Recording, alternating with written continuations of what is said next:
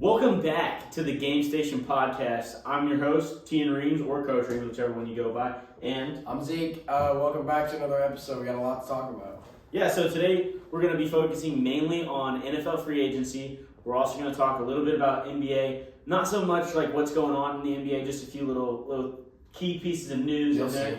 And then lastly, we're going to go into some WWE. It's going to be a little bit off the fly on the WWE side just because there's not much been going on yet as of late. But we got to keep track of it.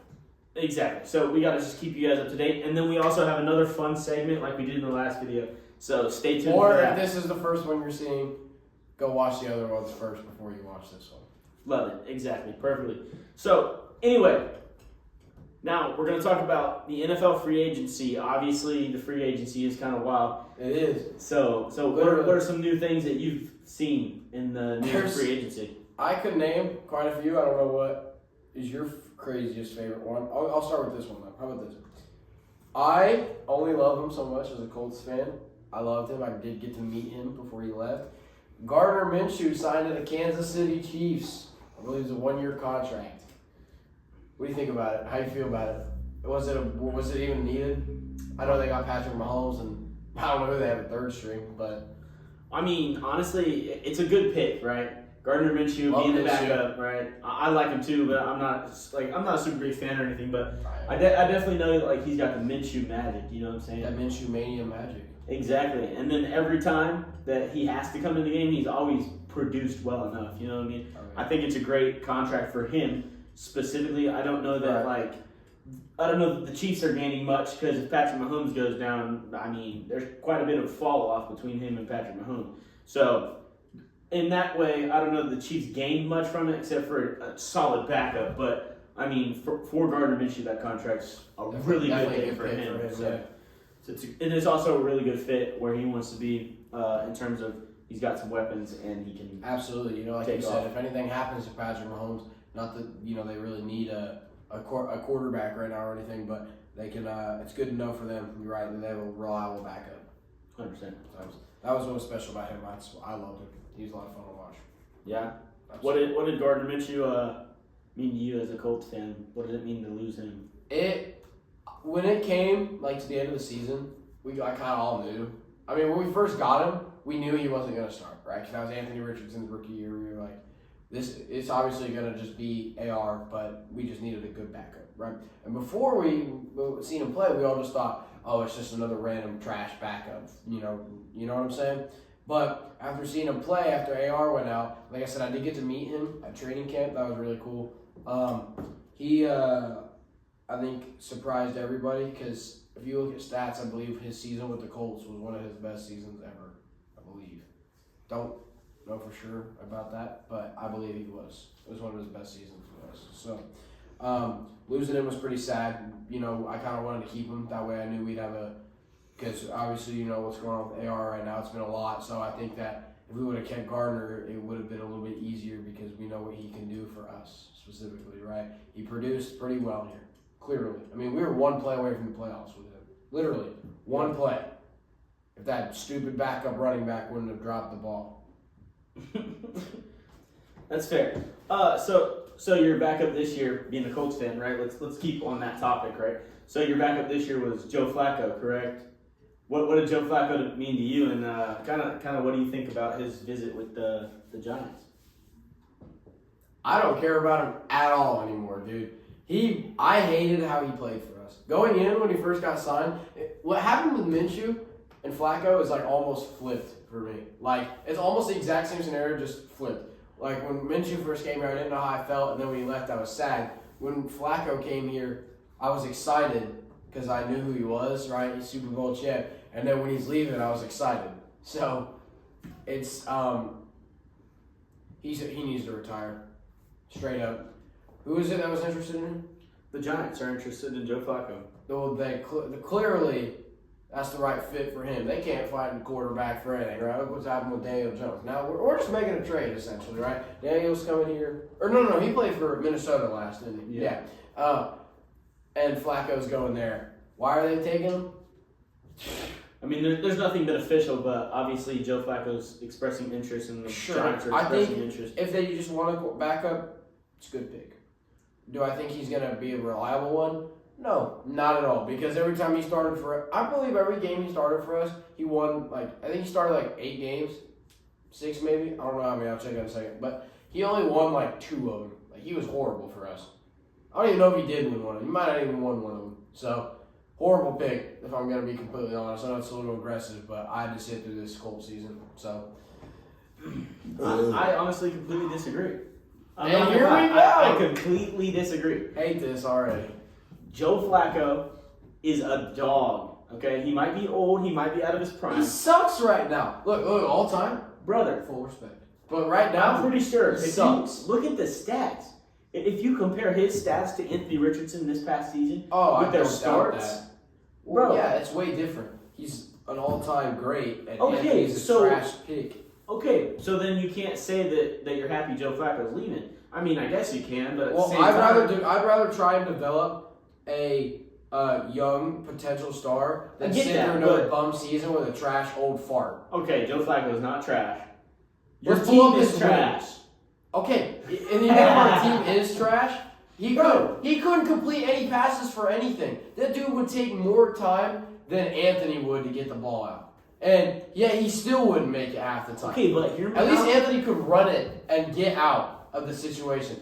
I know he makes some questionable calls. Okay, you can say that, but yeah, Anthony Richardson would run out of it one time and then he'd tap his helmet and say, "Coach, I was tired." Look, brother, that was one time. Look, I'm not happy about it either. Trust me, I'm very not happy about it. Okay, it was one time. At least Joe Flacco would have sucked his nuts up and said, "Here, watch this. I'm gonna run. Maybe only get 5 yards. Get smacked even worse than freaking AUR got hit. You know what I'm saying? And then he'd go back and he'd go right under center and throw that puppy. You feel me? That's why I'm a Joe Flacco fan. Joe Flacco's got some nuts of steel. And honestly, I hope the Giants do take him. I don't know that he's going to be the backup or the starter. He played 4 games for us. He started 2 of them, winning 1. Okay, so 50%. No, if he played in 6 games. I thought you said he played in 2. No, he started 2. He started 2. He played in 6 though. Okay, and they took Anthony out of the half. So you can't give him. You can't put that second half on him because what happened in the first half that they took AR out. Okay, well, you got to keep in mind the games that he didn't. Some of the games they didn't even take or put Anthony out until I said that wrong. They put him out for the first, but they put Joe out for most. Like the game against Jacksonville, Anthony I think snapped maybe 3 snaps, and then Joe Flacco did the rest. So that would fall under that category. That's fair. So if I'm being realistic, he probably started technically. If we want to see, I'd probably say maybe 3 or 4. Of the 6 he was played in, Anthony probably started for a majority of the other 2, which even then still he would have only won 1 game out of at least 3 that he started in. Okay, that's fair. I'm just saying though, I don't think Joe Flacco is as bad as you're making him out to be. Well, I don't think he's also a mad Colts fan too. So. Well, yeah, your bias is showing. Right. But anyway, I think Joe Flacco definitely needs to figure out what he's going to do. I don't know that. I think maybe this is his last couple seasons. Whatever he signs next, or if nobody signs him, I think he's done. You know what I'm saying? In terms of, I don't think he's going to sit there and wait around for that. Yeah. So, moving on, continuing with the Colts topic, right? You guys picked up Khalil Herbert. What do you think about that pick, running back? I mean, it's a good pick, I'd say. There's nothing wrong with having a good running back, right? I don't know that we necessarily need to spend the money on him right now because I still think Jonathan Taylor is pretty good. He's not been as good as these past few as he was in 2021, but he's definitely still, in my opinion, one of the top running backs in the league when he's, full healthy, right, or playing the full season. Because I think it was, maybe it was this past season, one of the recent seasons. No, it would have been 2 seasons ago when he was whining about his contract because we wouldn't pay him enough or something. And he about left the Colts. You remember all that? Yeah, I do. To be fair, he only started 6 games that season because he didn't play the whole first half. But other than that season, I think he's still pretty good. He's been a solid running back since he's been at the Colts. I definitely think that having Khalil Herbert, he used to be a Bear, obviously. I think he's a good running back. I wish we would have kept him. But I think it gives you more of a balance to your offense, though. You know what I'm saying? In terms of, I think they're actually leaning into the triple option game, right? Because technically, you could have Jonathan Taylor on one side and on sidecar, and you can put Khalil Herbert in the back, right? Mm-hmm. You're gonna go here. Actually, reverse that. Jonathan Taylor running at the back, and you're gonna put Khalil Herbert on the sidecar. You're gonna flip this way, act like you're handing off to JT or give it, right? Mm-hmm. And then Anthony Richardson pulls it while Khalil Herbert's running here, and toss it out. You know, that's what else he's is always good. been really both, good. If AR works, I don't know that he will. Is Anthony and JT can both run, right? And so it'll be like almost like a Lamar Jackson, Derrick Henry thing. If as long as Anthony can be good, right? Definitely. So. Yeah, and I think again, they're definitely leaning into the triple option, and I think that's why they signed Khalil Herbert is because he's a speed back. He's less of a power guy. He's a speed back and less of a power guy like Jonathan Taylor, which allows you to do a lot of things. You know, you can hit the edge with him, although you got to limit that because you don't want to show defenses exactly what you're doing every time. You feel me? So yeah. But anyway. I mean, do you have any more thoughts about Khalil Herbert? I mean, he's a good running back. I mean, it's like I said again, it's nice to have another extra, in the back. We had Evan Hall. We drafted him. We released him, I believe, sometime last season, unfortunately. And then we had Trey Sermon and Tyler Goodson. We released one of them. One of them dropped the ball. I don't remember who it was, but I think we released him. It's kind of it, honestly, but it's pretty cool. Pretty good pick, I'd say, for the most part. I think the Colts are doing pretty good so far this offseason. Daniel Jones is questionable, but other than that, pretty good. So, fair enough. And the last thing to be a Colts fan, this is the last thing we're going to talk about for the Colts. Colts fans, sorry, but this is it. I'm rapping you guys. Love you, boys. They picked up kicker Spencer Schrader. What's your thoughts on that? I'm not very... I know you don't know him, so I'm just going to let him take over. He's not super amazing, if I'm being completely honest. I don't even know if he's got much playing experience at all. But the thing with him is, with us, he's had really weird. We've had a really weird relationship with him because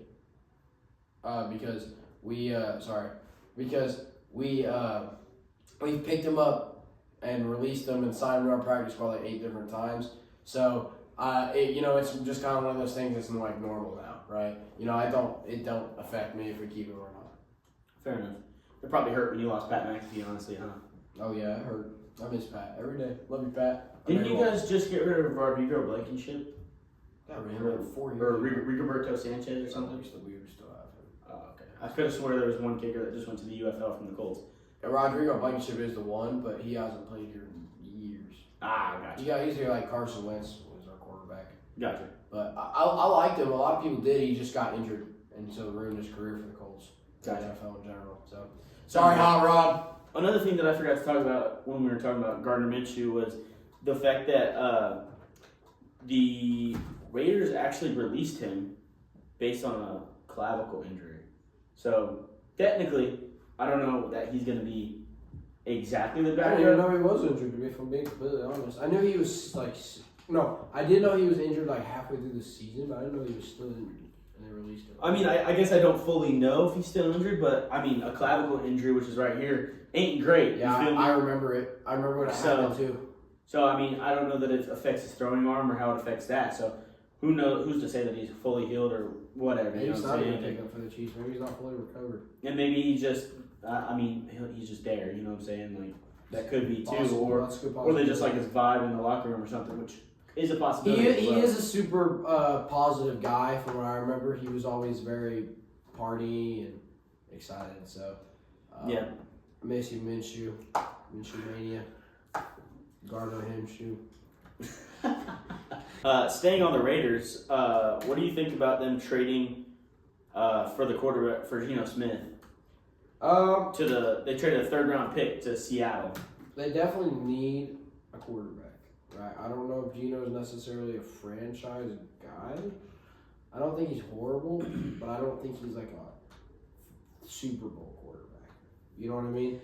If they're trying to get someone temporarily to get a better pick or help, until they can get somebody else, or they draft them or sign them, I'd say that's a pretty good pick because I know Minshew was supposed to be their starter, but no offense to Gardner, I don't think he's starting material for Super Bowl wise.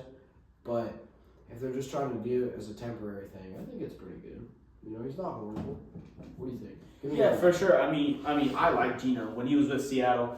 Obviously, I thought he was decent. Yeah, he was popping off. He was almost like a Jameis Winston, and I mean that like Jameis Winston last season, where every time there was a snow game, that dude just balled out. But other than that, it wasn't great. He was back to his original form, where it was 1 touchdown to 1 pick. Which, I mean, if that works for you, that works for you, right? But I mean, I don't think Geno Smith is terrible. I don't know that he's a starting quarterback. The Raiders have had some interesting quarterback picks, I'd say, in the last few seasons. Definitely, but I mean, I don't know that he's not going to do well with the Raiders, especially now. He's got weapons, right? Mm-hmm. Like, I mean, they'll figure it out. I'm sure they're going to draft for it because the Raiders didn't have a great season last year, so I'm sure they're going to draft for something and maybe just use Geno Smith as the teacher. You know what I'm saying? But honestly, the 3rd round pick to Seattle though, like. That's top notch. Seattle is like coming out with a lot of picks, especially since they traded away a lot of their good players. You know what I'm saying? Absolutely. Which is really smart. But this is honestly a win for both teams here in terms of the Raiders. You got a decent quarterback who can play. You know what I'm saying? Like he definitely balled out in Seattle. Like we can all agree that he balled out in Seattle. Can he return to that? I don't know. Although when he was at Seattle, it just depends on the player. From what I've noticed, right? Is some players just, for whatever reason, seem to play better in a different environment, right? And I think that was with Gardner, too. He had that same thing. Like I said, when he was in Indianapolis, awesome. When he was in Las Vegas, not so much. You know what I mean? So some players are just better in some areas, some teams and some environments. So maybe Geno's got it. Who knows? We'll see. I think Geno definitely.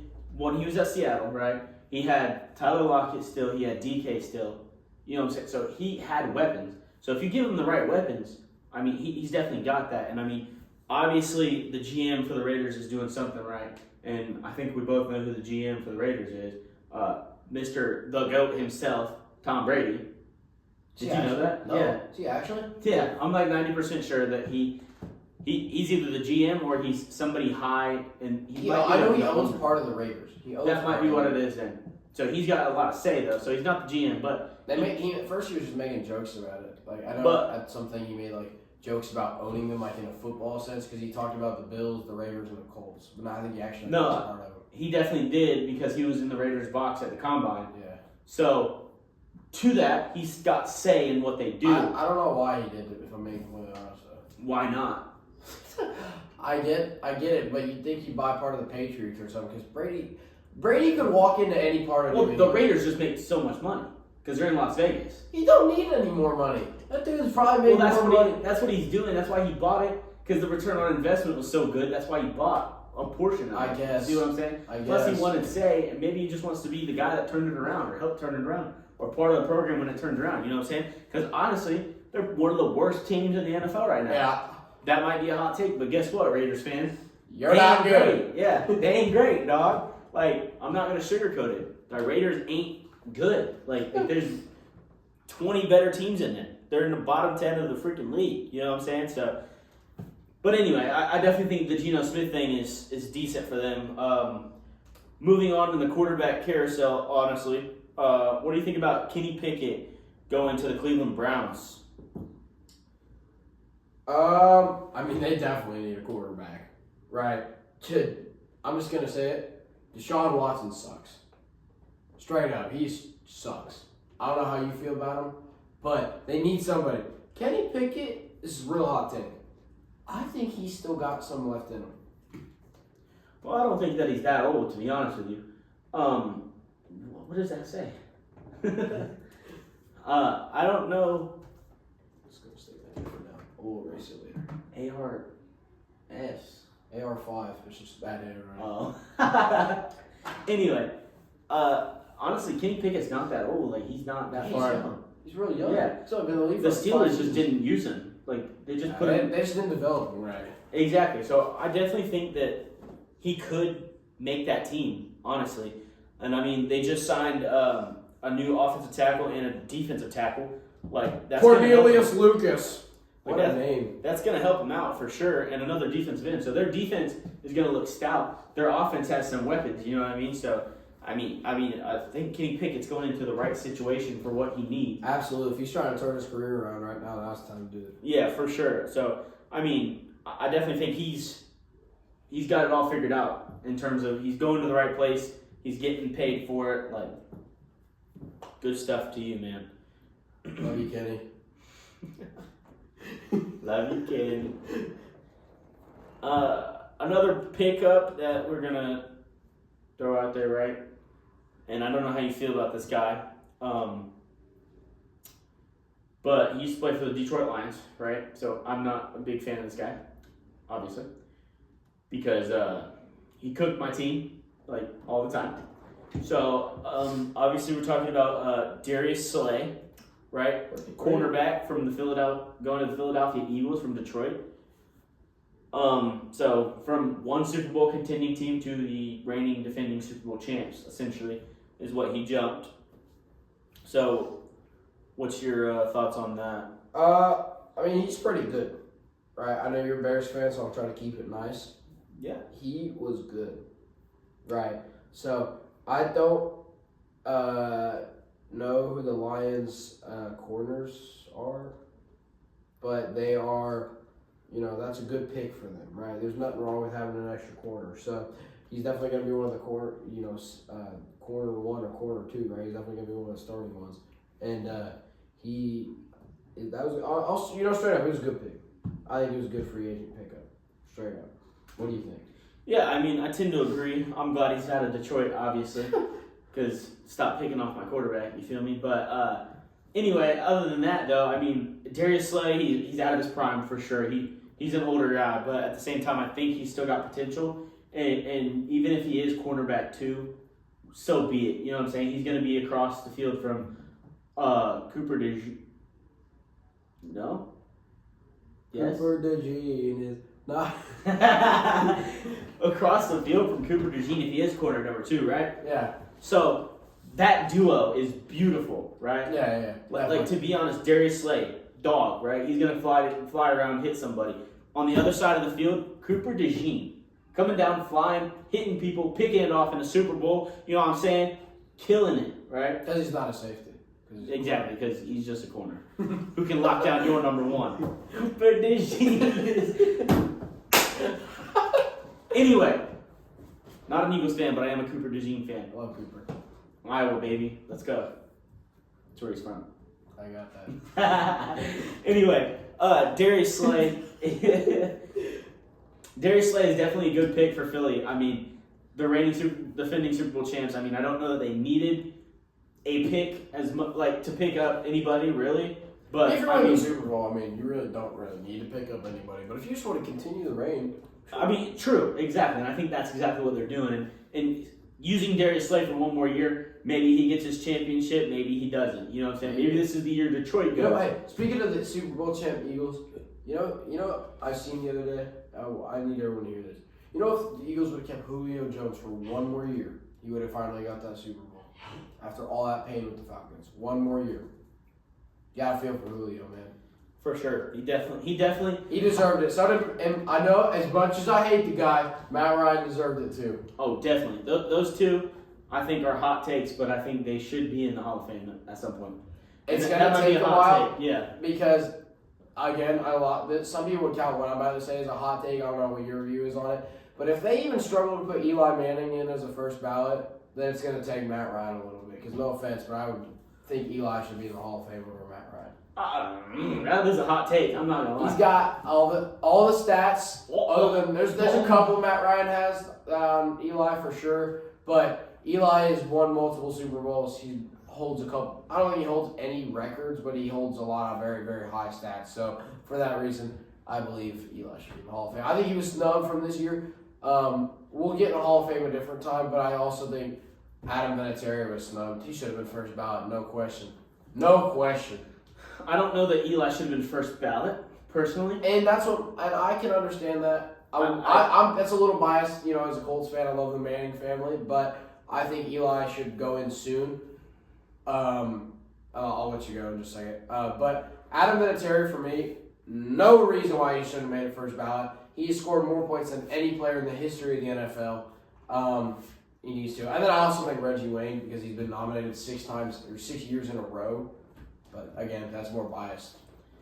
Yeah, I mean, I don't know that Eli should be like first ballot, but he definitely should make the Hall of Fame, right? Yeah. He did beat the NFL's GOAT, right? Multiple. He was undefeated against him. Did you know that? I didn't until now. I seen that. Look at that. He's literally never lost to him.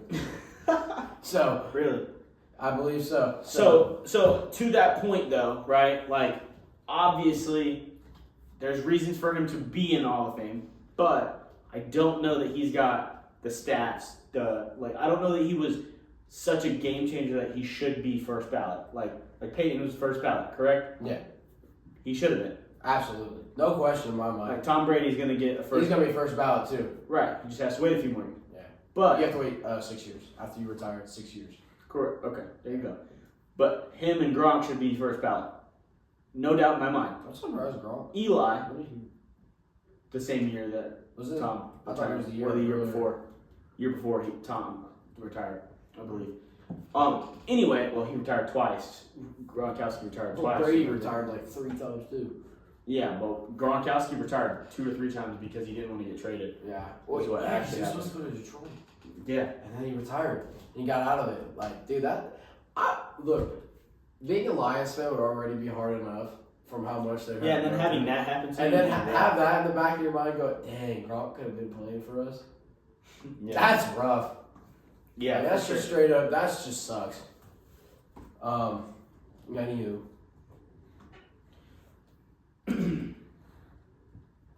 But like I said, though, Eli Manning is not a first ballot, in my opinion. Well, he can't be now anyways, but yeah. And that's fair, right? Even I know some people, some very, very close family and friends would said the same thing, even though they're fans of him. Right, I mean... He'll be in there eventually, I know. For sure. There's a couple guys, there was a lot of guys actually this year that were snubbed. Again, like I said, super biased, but Adam Vinatieri, he better be in it next year. Reggie Wayne, the Hall of Fame has made that dude be a finalist 6 years in a row now. Or maybe it's even 7 now. Y'all better put him in the Hall of Fame next year. Because there's some stupid people they put in the Hall of Fame over certain people. Like they put some other guy, I don't remember. It was only 4 people. I don't remember who it was, but there were some stupid takes. I don't know who decides the Hall of Fame, who goes in, but stupid. Because they're horrible about it. Oh, that's right, no. The people that put them in are like the people who like ask players at the end of games to do like interviews and stuff. Mm-hmm. And it's kind of rigged because from what I've heard, like I said, from sources, family, and friends, is a lot of them have that mentality of, oh, this guy didn't give me an interview one time. I'm not going to let him in the Hall of Fame. You know what I mean? Mm-hmm. So that's another problem. But again, I don't want to get into all that right now. So, anyways, go ahead with whatever you were talking about. Who were you talking about after Darius left? Yeah, so staying on the defensive side of the ball, the Tampa Bay Buccaneers signed outside linebacker / DN Hassan Reddick to a 1-year deal. To me, that's not a crazy pickup. I mean, No, it's not. I mean, it's like it's minimal. I mean, he didn't have a great season last year. He didn't have a great season last year with the Jets, but also that's the Jets, and he only played 10 games, so he was injured for half the season. So that doesn't help either. But when he played with the Eagles in 2023, he tripled his numbers from last year. So I mean, it's not a terrible pick, but also it's not one that's probably gonna change the course of their games that much. make the whole team go about from nothing to a Super Bowl. No, not at all. Yeah, but I mean, he's not bad. I've definitely heard his name in many games. You know what I'm saying? Yeah. Getting sacks and all that. But he's definitely on the downward spiral in his career. He probably peaked when he was at the Eagles, to be honest. So, what's your thoughts on Hassan Reddick going to the Bay? You know, like I said, I definitely heard his name. So he's not a complete nobody. So it's definitely worth noting. And it's definitely, for the Bucs, a decent pick, right?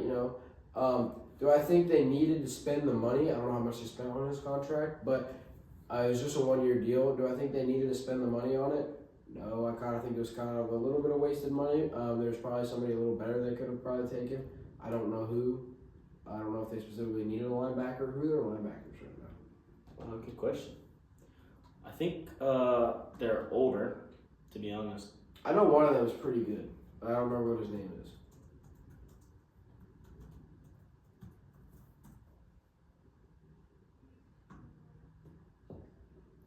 Hold. We have. Oh. Okay. Well, he's gonna be there starting. Levante David. I know him. He's not bad. He's not bad. Anthony Walker Jr. Also, I've heard the name. Yaya Diaby. Who is that? I don't know. Anyway, my point is, they might not have needed him, but if they're just trying to beef up the defense, it's pretty good. Pretty good pick. Definitely. I tend to agree with it's a good pick. So now we're going to transition to a little bit of the quarterback carousel and kind of Quarterbacks. touchdown. Anyway, so starting off with that, let's talk about Aaron Rodgers. Ooh, that's a good one. What are we thinking?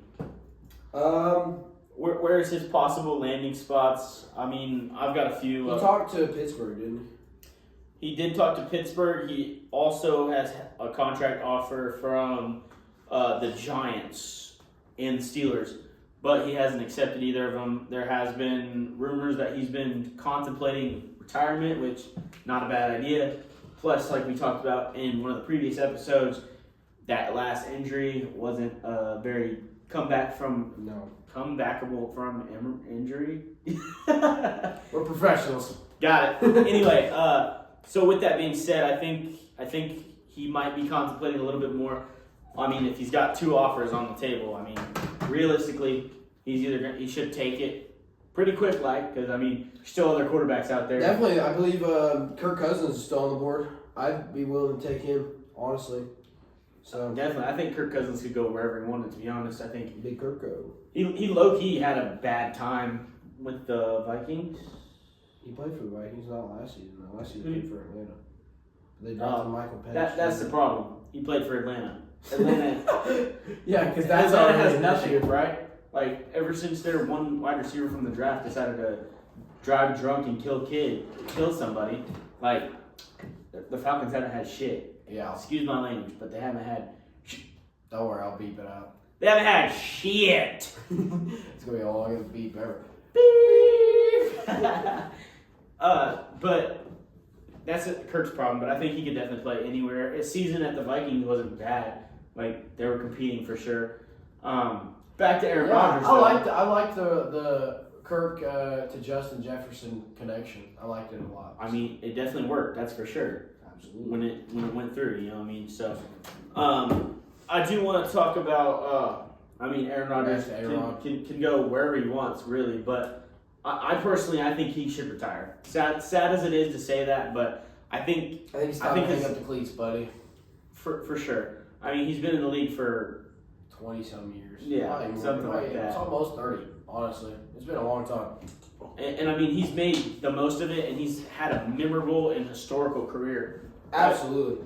Like, I mean, in my opinion, and you can fight me if you disagree. I mean, I'd have to probably really sit down and think about it and confirm this.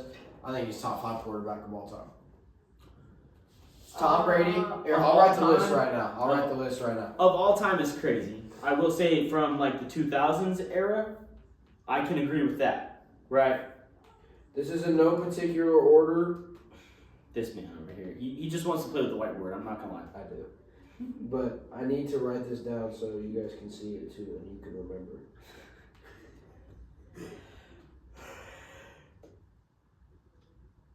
Ugh. I just yawned. Continue. Jeez, stop yawning. Sorry. But anyway, I think his career is long and lustrous, but I think it's about to that point where it's time to hang up the boots. You know what I'm saying? Here you go. Let's put it in. I definitely don't know that he's top 5. Tom Brady, Peyton Manning, Drew Brees, Joe Montana, and Aaron Rodgers. Top 5 right there. Who are you subbing out? I mean, I don't know that I'm subbing anybody out per se in terms of. Gotcha. I mean, I just don't know that this is like the top 5 ever. You know what I mean? Like, who else would you put in there? Who else would I put in there? That's a good question. It really is a good question. Let's think for a couple minutes here. Think about it. Either way, he needs to retire. I think it's just time. He submitted his legacy here. It was definitely top 10 quarterback at least. So I think it's time he just hangs it up. Yeah, that's crazy. I can't. I don't know who I would sub out, but I definitely don't know that it's all time, like I said. But I think up to 2000. You can tell me another one that is Joe Flacco's decent. He used to be all a dog. time. He used to be a dog. All time, no, not in this list. All time, I'll make the all time list. He's not in there. No, that's fair, but he's gonna make the all time list in top 15. Obviously, but he's not even close to top 5. Top 10, even that's a stretch. I mean, you don't have Brett Favre on there. He's not top 5. Oh, that's He's so top cap. 10. He's top 10, but he's not top 5. Brett Favre is top 5 for me. No, he's not. He's over Aaron Rodgers. He's definitely had more of in my opinion, he's better than Aaron Rodgers. But Aaron Rodgers has way more stats higher up than. You ready for this one? What's up? Russell Wilson is in the top 25 best quarterbacks all time. I could see it, but it's a big. I think stretch. he's top 10. No. Okay, No. top 15. I'll give you that. Top 15. No, not even top 10. Top 15, maybe. I'd have to He's really 15. sit down and think it. Well, you know what? That's what. Next episode, we might just do a GOAT debate. How you feel about that? GOAT debate? Of all the sports. Yeah. I like that. We'll do it. You heard it here first, folks. Next episode. Who knows when we'll do it, but we'll do it soon. Okay. Back to the quarterback carousel. Possible landing spots for Russell Wilson. Obviously, the same two that need a quarterback right now as Aaron I just don't Rodgers. think he can make a good enough impact for either one of those teams. I just don't think if he. I think he might go to Atlanta, to be honest. And I think Atlanta could conform around They got him. Michael Penix Jr. They got a young star, anyways. Well, I wouldn't say star, but I don't they know got if a he's young a star. rookie. That's what I said. That's why I corrected. I mean, it's always nice to have him learn behind a guy, though. You know what I mean? And that's true. You know, that's a good point too. Give Russell Wilson a 2-year contract or a 1-year contract. You know what I'm saying? Coach up your boy Michael Penix Jr. and then throw him to the wolves. Essentially after that, you feel me? Mhm. That's what I would do personally. Is that gonna happen? Who knows? But that's what I would like to see happen. But regardless, I think that's one of his potential landing spots and probably the most like accurate and like probably the most simple one that would happen. Either that or he might just, I don't know, he might follow Geno Smith and just help the Raiders out. Who knows? Maybe. I mean, that's a hot take, but I can see it. I mean, because Geno Smith, I mean, I don't know though, right? So, or maybe he'll just go to be a backup somewhere. That's a big possibility too. Wait, wasn't Russell Wilson already at Pittsburgh at one point? Yeah. Yeah, he played there last season. Yeah, and they let him go. So I don't know that they're going to pull him back in. So his only offer could be the Giants at that point or the Jets. Oh, yeah. So he's going to probably stay in New York or go to Atlanta, which, I mean, me personally, I'd want to go to freaking I want to go to Atlanta before I want to go to New York. You know what I mean? Both of those New York teams are terrible. They have nobody. You know what I'm saying? Yeah. Like real stuff. Anyway, so after that, let's go to my favorite team for the next one.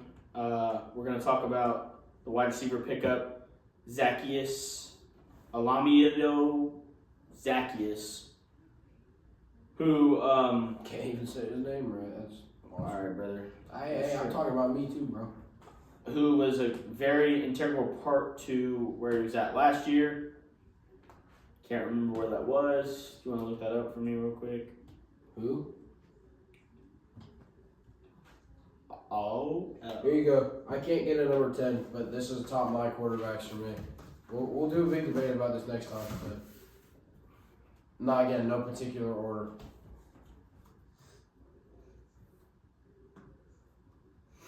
Are you just not on top? I did. You didn't answer me. Brett Favre. Okay, I can see all of those there for sure. That's a pretty good list, I'm not gonna lie. But Commanders. He was the leading receiver on the Commanders last season. Commanders, Washington. So he was the leading receiver on the Commanders last season, and he's now going to the Bears. How do you feel about that, Bears fan? He ended his 2024 season with 45 receptions for 506 yards, 3 touchdowns. So, I mean, it's pretty good, I'm not going to lie. I'm not fully convinced that he's going to do the same in Chicago.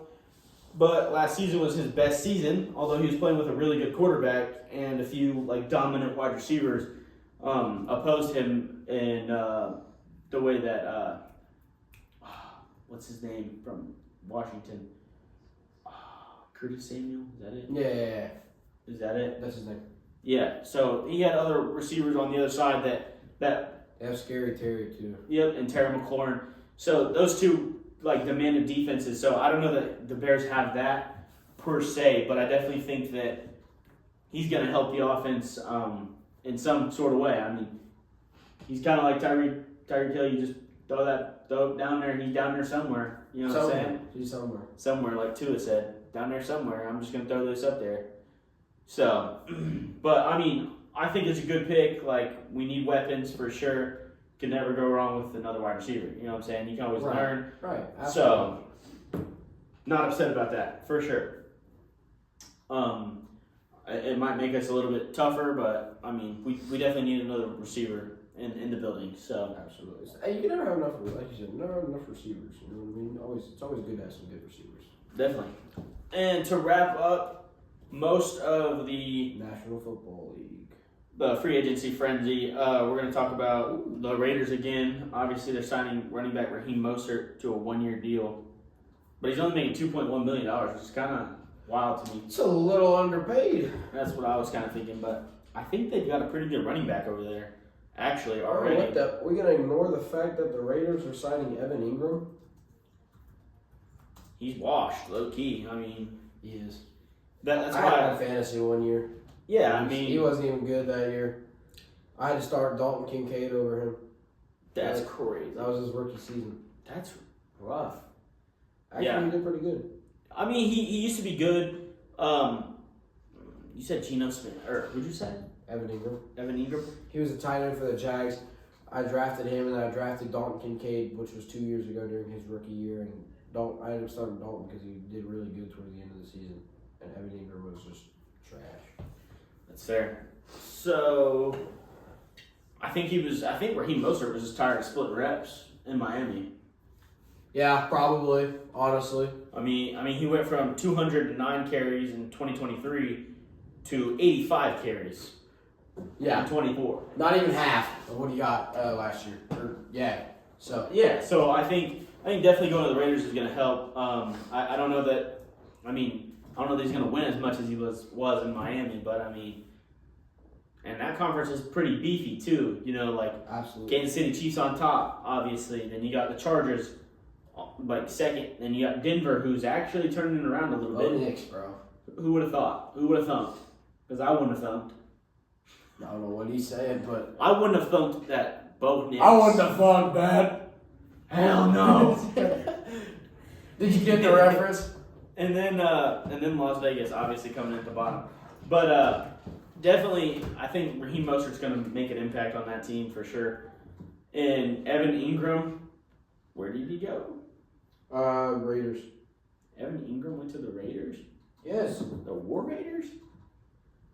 Oh, shoot. The Las Vegas Raiders. I think that definitely is going to help. It gives some, experience into the tight end room. Absolutely. But I'm not entirely sure that he's going to make such a huge difference that it matters how much you pay him to stay, you know what I'm saying? Or that you even have him at all. So, but I think the Raiders are definitely figuring it out a little bit in terms of they definitely didn't have to pick up anybody, and they could have just continued to sit there and be at the lowest of the low. But definitely doing some good things in that aspect. You got any more thoughts about Evan Ingram? Honestly, I kind of feel bad for the guy, if I'm being completely honest. Like you said, he's kind of washed now. So, that just happens in the NFL, though. Nothing you can really do about it. Right? Yeah, that's fair. I also, the last thing we're going to talk about, so 2 things technically. So we're going to go with the running back one. So Kareem Hunt just signed with the Kansas City Chiefs. What are your thoughts on that? Who's Kareem Hunt? Didn't he already play there for a little bit? Yeah, he did. He re-signed with them. Well, they have Isaiah Pacheco, right?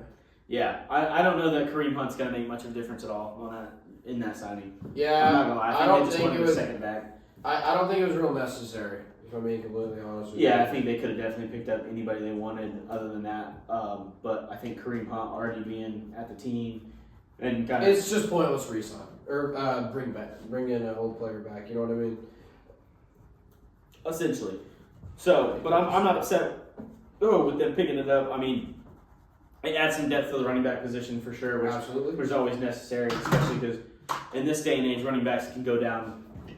Exactly. You know what I'm saying? Like Exactly. the most simple play, like an inside zone to the right. You know, like, speaking of that, I heard this stat. Do you know the running back is the easiest position to replace? From what I've heard. Really? Yeah. Multiple sources I've seen have said that same thing. Running backs are the easiest position to replace. I mean, to an extent. It depends on... Receivers, I think, could be pretty easy, too. I think receivers are the easier one. I think running backs are second easiest. Just because, and hear me out, right? Because playing running back, you're either a speed back or a power back. Yeah. Right? And your offense is either based around your running back or it's not, right? So if it's based around a speed back, right? Then you can't just replace him as easily like that with the speed back, right? Mm-hmm. Because if it's on a power back, most of the offense is downhill, straight running at the O-line, running at the D-line, right? That's just not going to help. It's just not going to work. You feel me? Like, in terms of just, like, specifically replacing a running back mid-season, you're going to have to switch the entire offense. Yeah. Like, to an extent at least, right? Absolutely. So, I definitely think that that's a hot take that it's the easiest position to replace. Absolutely.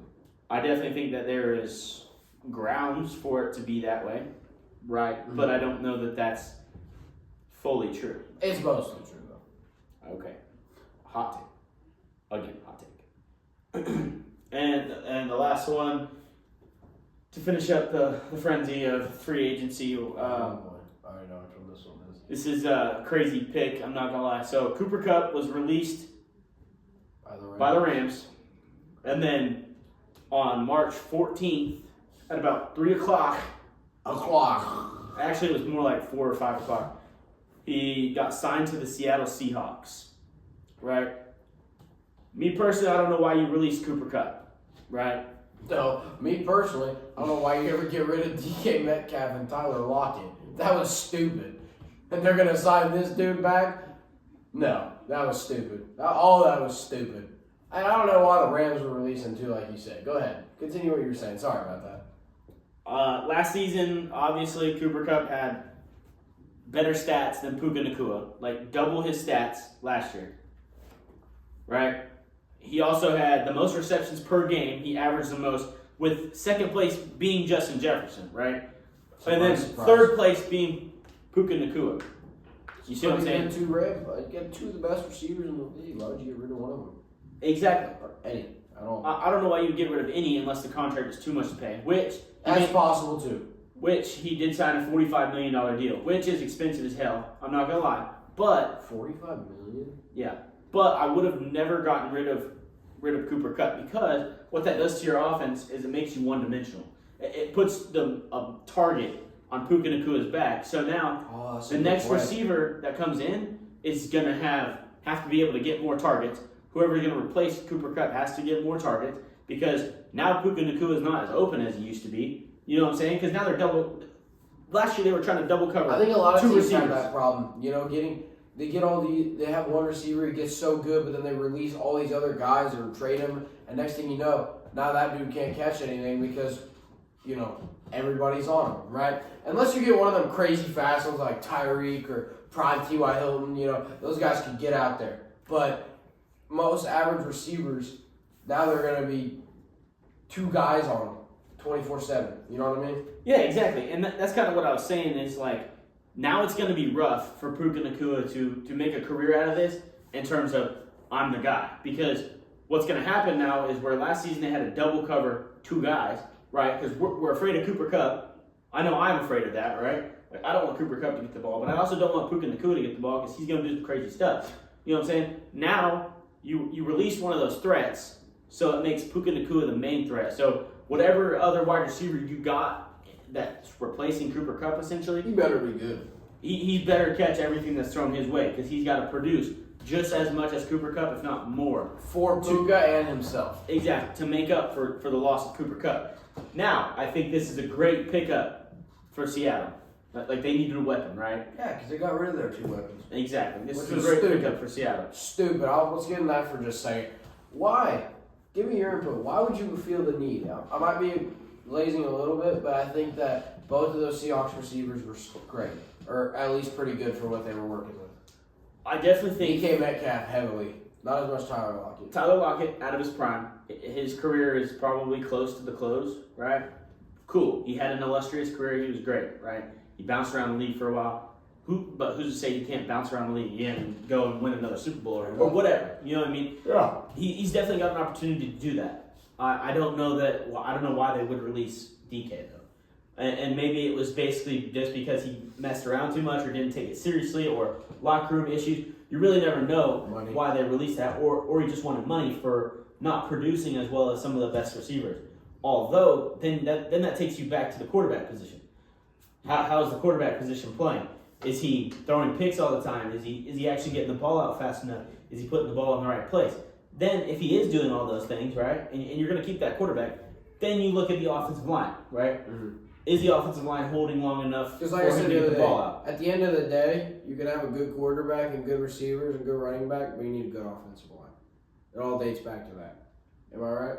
Yeah, pretty much. I mean, one player's not going to change the game, but exactly. It trickles down, and having one terrible player at a key position if you is going to hurt the team fully by itself. If you have like a really, really, really, really good quarterback, but the offensive line can't block for anything, and you have a really good receiver, it's never going to work because the quarterback is not going to have enough time to let that guy get on his route or even out far enough to get to him. You know what I mean? So you got to have a good offensive line at the end of the day. Definitely. At the end of the day, it does start with the offensive line.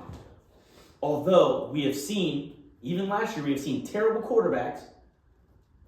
I guess not very, average quarterbacks. Let's put it that way. Average quarterbacks have decent seasons. You know what I'm saying? Yeah. Like the Browns, right? They played with Jameis Winston last year. Yeah. They won a few games, right? They did a few things, right? Their offensive line wasn't terrible, although Jameis Winston found a way to do it. You know what I'm saying? So. And he's not a great quarterback. I mean, like, when you go, every pick you throw, there's a touchdown thrown to it. You know what I'm saying? Or every touchdown you throw, there's a pick thrown to it. Like, that's not great. That's pretty terrible if you ask me. But what I'm getting at is he managed to be an average quarterback and move the Browns a little bit more forward than they were previously. With Deshaun Watson. Was it Deshaun Watson? Yeah, that was who was starting at the beginning of the season. Gotcha. Garbage. So two average quarterbacks, in my opinion, average, if not a little below average, with a decent line and decent receivers, can figure it out. You know what I'm saying? So it doesn't really come back to one person, ruins the whole thing, but a one group or one key person could. You know what I'm saying? Absolutely. But I definitely would have not released DK. I mean, depending on the situation, like if it was bad locker room or whatever. It honestly depends, you know what I'm saying? But if it was just, he wants a little bit more money, give him the money at that point. You know what I'm saying? He's worth it. Yeah. I mean, I'm cool with releasing Tyler Lockett. Like, he'll figure it out. He's definitely a legend. He's definitely going to be a Hall of Famer at some point just because of everything he's done for the league. But other than that, though, like, Cooper Kupp, though, like, going to Seattle is crazy. Seattle's definitely got another weapon there finally. They're trying to make up for those 2 lost weapons. I mean, I definitely think Cooper Kupp is better than DK. Personal opinion. But Currently? Is that a hot take for you? It's close because I think they're both kind of out of their best. Like, I don't think either one of them is playing their best football right now at all. Like, 3 years ago, Cooper Kupp was top of the league, right? Number 1 receiver. But now, for me, he's as good as, like, a super hot take, I'm about to say, not going to lie. But for me, he's just like every other wide receiver 2 in the league. Every other wide receiver 2, for real? Because I think, and that's being said, there are some really, really good wide receiver 2s. Like I said, it's super biased, but I think Josh Downs is amazing at wide receiver 2. Which, actually, no, now he's our wide receiver 1 because of this season. Going into the season, he was technically wide receiver 2 because Michael Pittman was the starting wide receiver 1. You get understand what I mean? I just don't think Cooper is as good as he was a couple years ago. I think there's always. I think Puka stole all his thunder because of that, and so now he just doesn't get as much targets and all that. So. Again, when you're being double covered, somebody's open. Right, and that's what I'm saying though. Therefore he doesn't get as much, so it's not and I know that's not entirely his fault or something he can even control, but with that being said, he didn't show me enough this year that I feel like he was very great, if I'm being completely honest. I actually think this year was arguably one of his best seasons ever. If you look at the stats. One of 3. His best season was Super Bowl year. He won Super Bowl MVP. I get that. I'm just saying, like, arguably this is one of the best seasons, like top 3 seasons that he's ever had was this past year. Arguably. I don't know the stats, but regardless of that, I think he's going to change a team around where he could be a big part of it.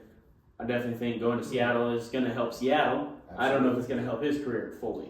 You know what I mean? Especially with the unknown at quarterback there. So absolutely, we'll just have to see what time does to it. You know what I'm saying? So now let's transition into, what do you say, a little NBA here. You know what I'm saying? National Basketball Association. Association.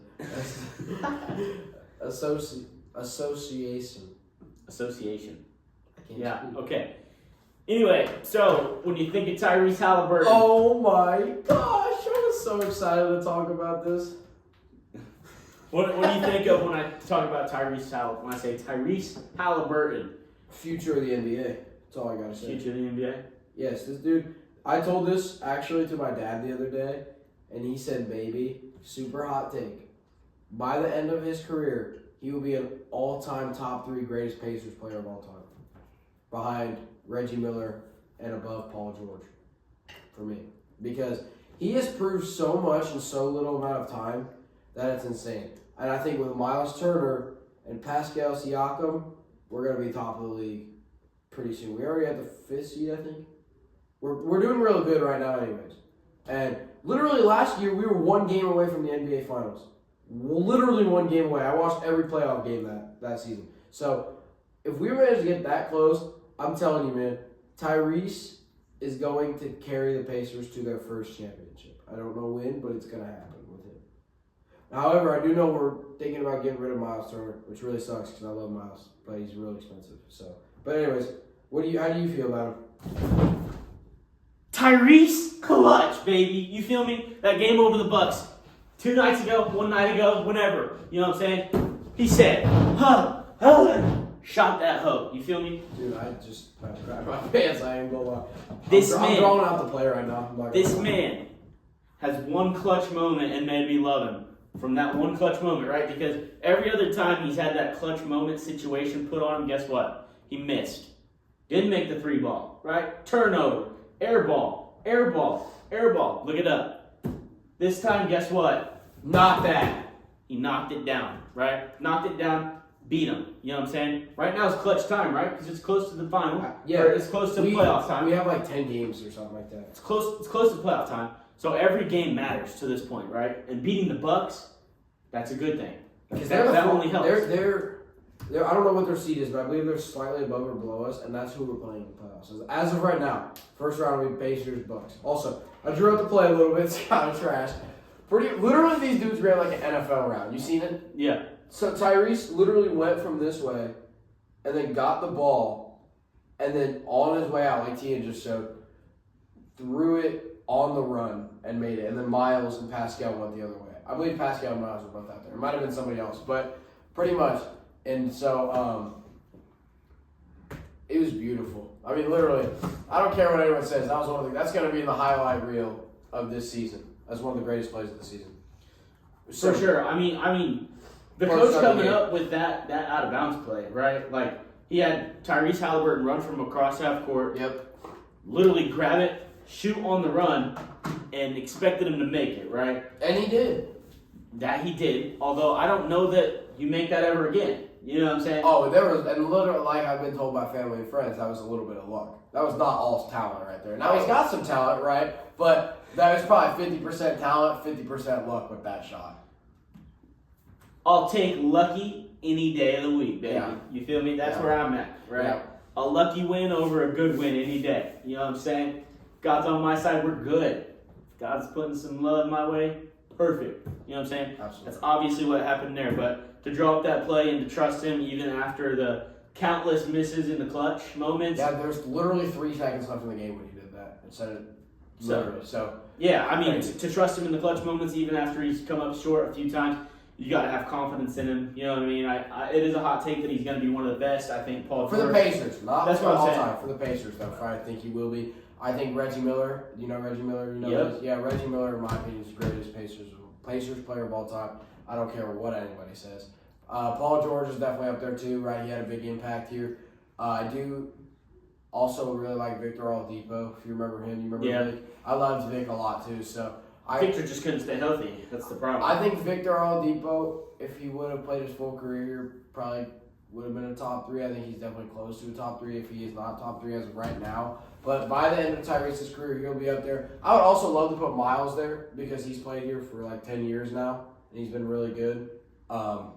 But unfortunately, I don't think he's top 3. I love him though. Miles is my favorite player on the current team. I love him more than Tyrese and Pascal. But with that being said, like I said, there's been rumors about us losing him because his contract is too much money. We just can't afford him anymore. So if we do get rid of him, I'll be sad. But I'll buy me a Tyrese jersey next. Yeah, I mean, I think that might be a little bit of a hot take. I don't know everybody who's gone through the Pacers organization or how long they've stayed at the Pacers organization. Obviously, he's only been there for a few years, correct? He was drafted in 2021, I believe, or 2020 by the Sacramento Kings. And then in a trade, we traded Sabonis. I don't remember his first name, but he was pretty good he was young and was doing pretty good for us. And we traded him to Sacramento, and they both balled out when we swapped. He's doing good there. Tyrese is doing even better here. So we won that trade for sure. However, both teams, it was a win-win for both teams. So Definitely. But he was a rookie in Sacramento, played a season there, I believe, and then 2 seasons later, not 2 seasons, after, I think he played his rookie year, and maybe he might have played his second year there, and then he came to Indiana, and he's literally carried us ever since. So, I mean, like you said, though, I don't know about top 3 ever in Pacers history, but, I mean, he's going to get there.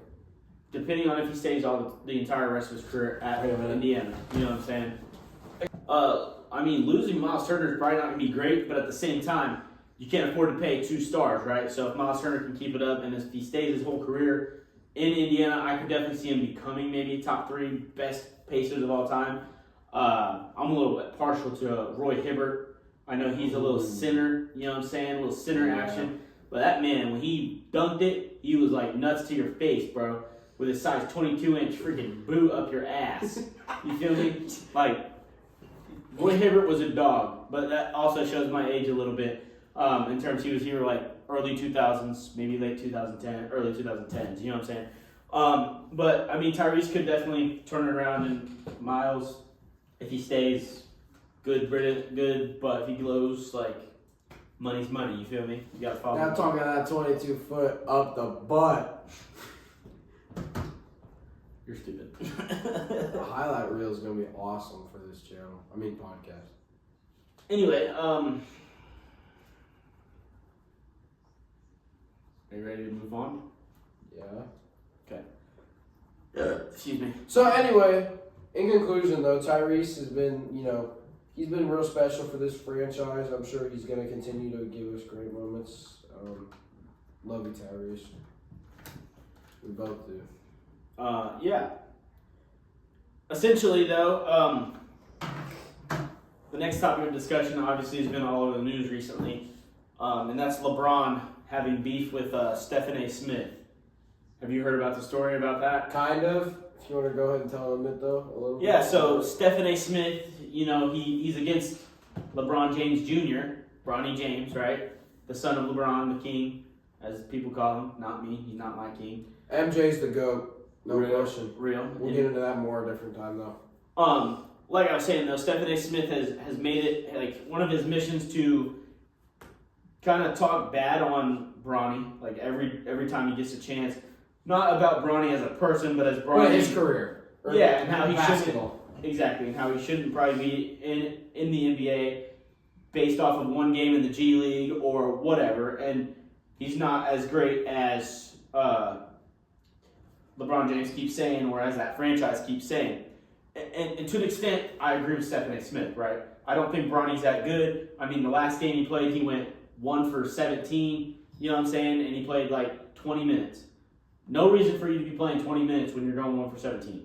Sorry. Another thing, and the main reason of that is, and I know this happens pretty common in sports, just the last name or being, related. If you have that and you're related to a legend in any sport, you're pretty much guaranteed a spot. You know what I mean? You understand what I mean? And, like I said, it can even, I'll bring it back up again. If you go to the Manning family, literally. Now, it's a little different. I think Arch Manning has actually been pretty good at Texas. But just because he's a Manning, I think that's why he's so popular. Just literally because he's a Manning. How do you feel? About Arch Manning? Or just having the name in general and it means you're good? I just mean it's both, I guess, then. Okay. I mean, I definitely think that it gets you a lot of props having the name, right? Yeah. Just because, he's a Manning, he's a this, right? And that's what's happening with Bronny. Yeah. I mean, LeBron James has pushed for him to come to the NBA the whole time, and the reason LeBron James hasn't retired yet is because he's waiting to pass the torch to Bronny James, which is kind of bullshit if you ask me. But, you know what? Yeah. I mean,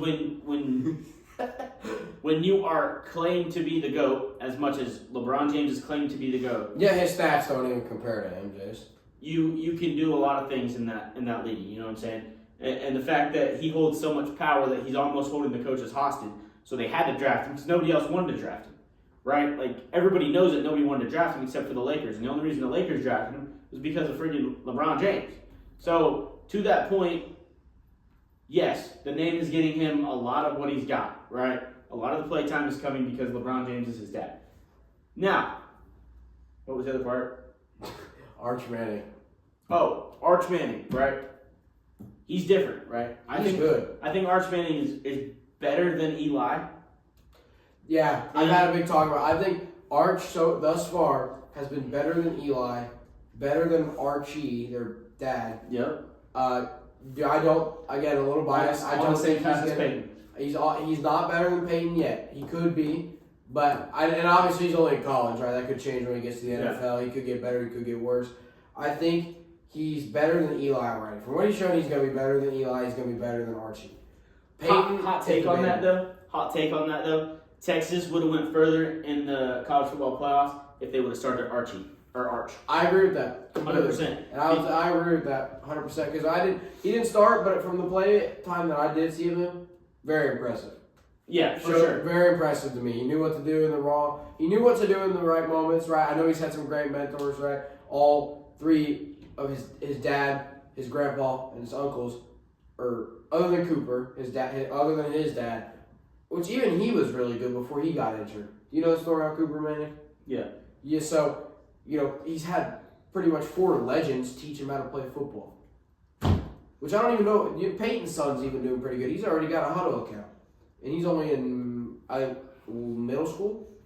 So I'm not entirely sure. The name does give you a lot, but some of these guys like Arch Manning have definitely proven that the name... It's just a name. Yeah. They can do it. They can do it without. They can do it without, or they can do it with. Did it help them get some scholarship offers? Probably. Probably a little, yeah. But, Arch Manning is backing it up right now. You know what I'm saying? LeBron James Jr.? No. He should not be in the NBA. He shouldn't. If he is, he should be in their AA team or whatever, the freaking amateur team, or the team that they're waiting to pull him up to the big leagues. Because I'm telling you what, he is not a big leaguer. Not a big leaguer. He hasn't started at least. If he can wow me, and that's going to take a lot. I'm going to be honest. I hate. No, I'm not going to get into all that right now. But I'm not a big fan of LeBron. I'll just say that. There's a lot of things that he's done and I'm not a big fan of in his career. So unfortunately, that's already kind of ruined it for me with Bronny, even if he does pop off. But, you know, like you said, he hasn't shown me anything yet to really go, wow, this guy could be the future of the NBA. As far as I'm concerned, there's rookies that have been way better than this dude. So, yeah, 100%. I mean, there's been many players that are average players at best, but they've done better than Bronny. You know what I'm saying? Absolutely. So to me, I don't think that. Again, I agree. I think realistically, all this to say that the beef with Stephen A. Smith was a little bullshit on LeBron's part. Yeah. And I'm so serious. Like, LeBron, I don't know why you would ever go and confront somebody who his job is to. That's literally his job, is to critique, even if it's bad, right? That's what. Look, I hate to say it. That's the sports world for you. You know, people are gonna be mean, and sometimes the truth hurts, right? Yeah, but that's how sports are in the sports world. Sports world, yep. Sports world. You just have to be prepared for that kind of stuff, right? So, if you hear, like, I get it, father-son relationship. I'm sure our dads would be the same way. They defend us, right? But when it's that professional and you're getting paid that much, at some point, you need to sit down and really think about it for a second. Am I right? Correct. And to that point, though, LeBron James put his son in the limelight, right? Yeah. Like he's got your last name, first of all. You brought him to the NBA because of your last name. You got him onto your team because you held the team hostage, essentially, so they would draft him, right? So you brought him into this problem, right? So the fact that he's not playing well enough and he gets critiqued about it, like, you should be the first one to fix it. You should not be the first one to say, oh, you can't say that about my son. He's not talking bad about your son. He's not talking about your son as a person. He's talking about your son as a player. As somebody who is supposed to be watched, an entertainer, somebody that should be scoring points, who should be doing what he's supposed to do. Your job is to shoot basketballs at the goal. Pass the ball, dribble the ball, shoot it. Your job is not to sit there and complain about what people are critiquing you on. If you don't like what he's critiquing your son on, train him to get better. If he doesn't like what he's critiquing you on, get better. Like, that is sports world 101. That is what they teach you when you come out of the draft. Like, during the combine and during draft period, they should be teaching you this about media. Media is always going to find what is the worst thing in you and talk about it. And that's another thing with Anthony Richardson, too. And that's what my dad has even told me. If this dude really wanted to be good, then he would have had the mentality of, okay, I'm going to show him that I can do this or how I can improve. And that, like I said, no focus on NBA right now, but back with Anthony, is I'm pretty sure that dude's got the mentality of LeBron. Like, wow, you guys are just hating on me. You know what I mean? Not the mindset of, okay, people see this in me, I got to fix this, or I got to change this, right? You get what I mean? Yeah, exactly. And I mean, if it seems like a lot of soft athletes have that mentality now. So if tens of thousands to millions of people are telling you the same thing, you need to work on this. Like, your attitude's terrible. Like this, that, and the other. They're probably right. They're not just if it's 10,000 to 1, it's probably the 10,000 are probably right. Because how is 10,000 people going to be saying the same exact thing? You know what I'm saying? Mm-hmm. How are tens of thousands of people going to be saying the same exact thing? It's just not possible. You know what I'm saying? Unless it's happening. Therefore, you need to take an eye off of everybody else and telling everybody else, oh, you're not as good as me, so you can't tell me what to critique. Because they probably know. You know what I'm saying? Just because they're looking on the outside in doesn't mean that they don't know what they're talking about. You know what I'm saying? Do you know what you're talking about looking from the inside out? Yeah, but you don't see as much pertaining to yourself when you're looking from the inside out. Absolutely. As much as everybody watching you, game in, game out, day in, day out, after the game, post-game, pre-game, when all eyes are on you, they see your flaws more than you see your own flaws. You know what I'm saying? So at that point, you need to suck it up.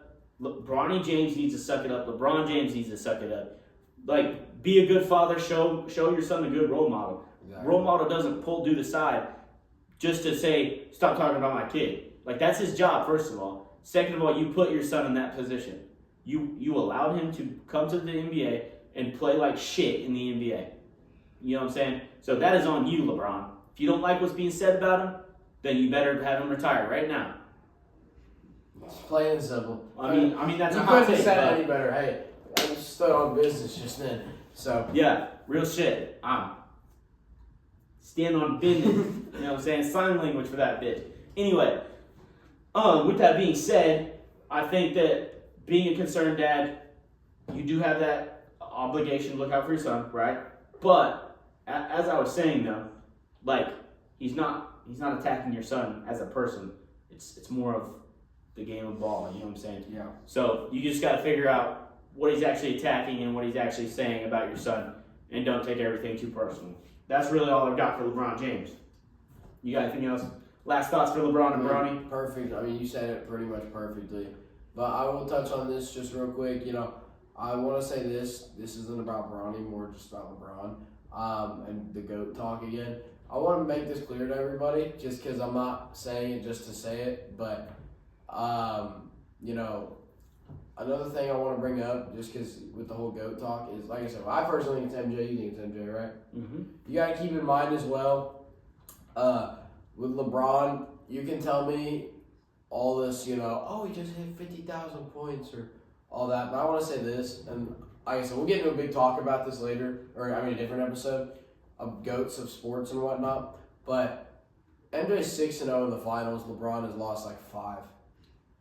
I shouldn't have to say anymore, but LeBron's also played like 5 or 7 more seasons. but it's also like a generational thing I've kind of learned too from my parents and stuff. Is everybody like above like 20 or even a little older than that, I would say, would probably say LeBron. But anybody under like 15 will say, or everybody above like 20, I mean, will say Jordan. But anybody like below 15 probably say LeBron, just because it's all they've seen. Yeah, okay. But it's different for me, right? That's fair. I grew up around my fair. dad, who's literally been watching Michael Jordan. You know, he was a North Carolina. My dad was a big North Carolina fan because he's from North Carolina. Well, I'm not going to get into it, but he lived in North Carolina for a little bit. So when he saw him play through North Carolina, he was a fan of him then. Then he went to Chicago. So my dad was both a Pacers fan and a Bulls fan because he's seen MJ all through college, right? So he grew up with MJ, essentially. You understand what I mean? Mm-hmm. Anyway, back to the So I've been LeBron. surrounded by it. Back to LeBron and Stephen A. Smith though. I think Stephen A. Smith definitely handled it as he should have. I don't always agree with Stephen A. Smith, and you can come after me, Mr. Smith. Go for it, brother. Get my podcast nationally renowned. You feel me? For this hot take. We're gonna wake up tomorrow with 80 notifications because we got posted on by. And I'm gonna celebrate. Get Anyway. out there a little, you know.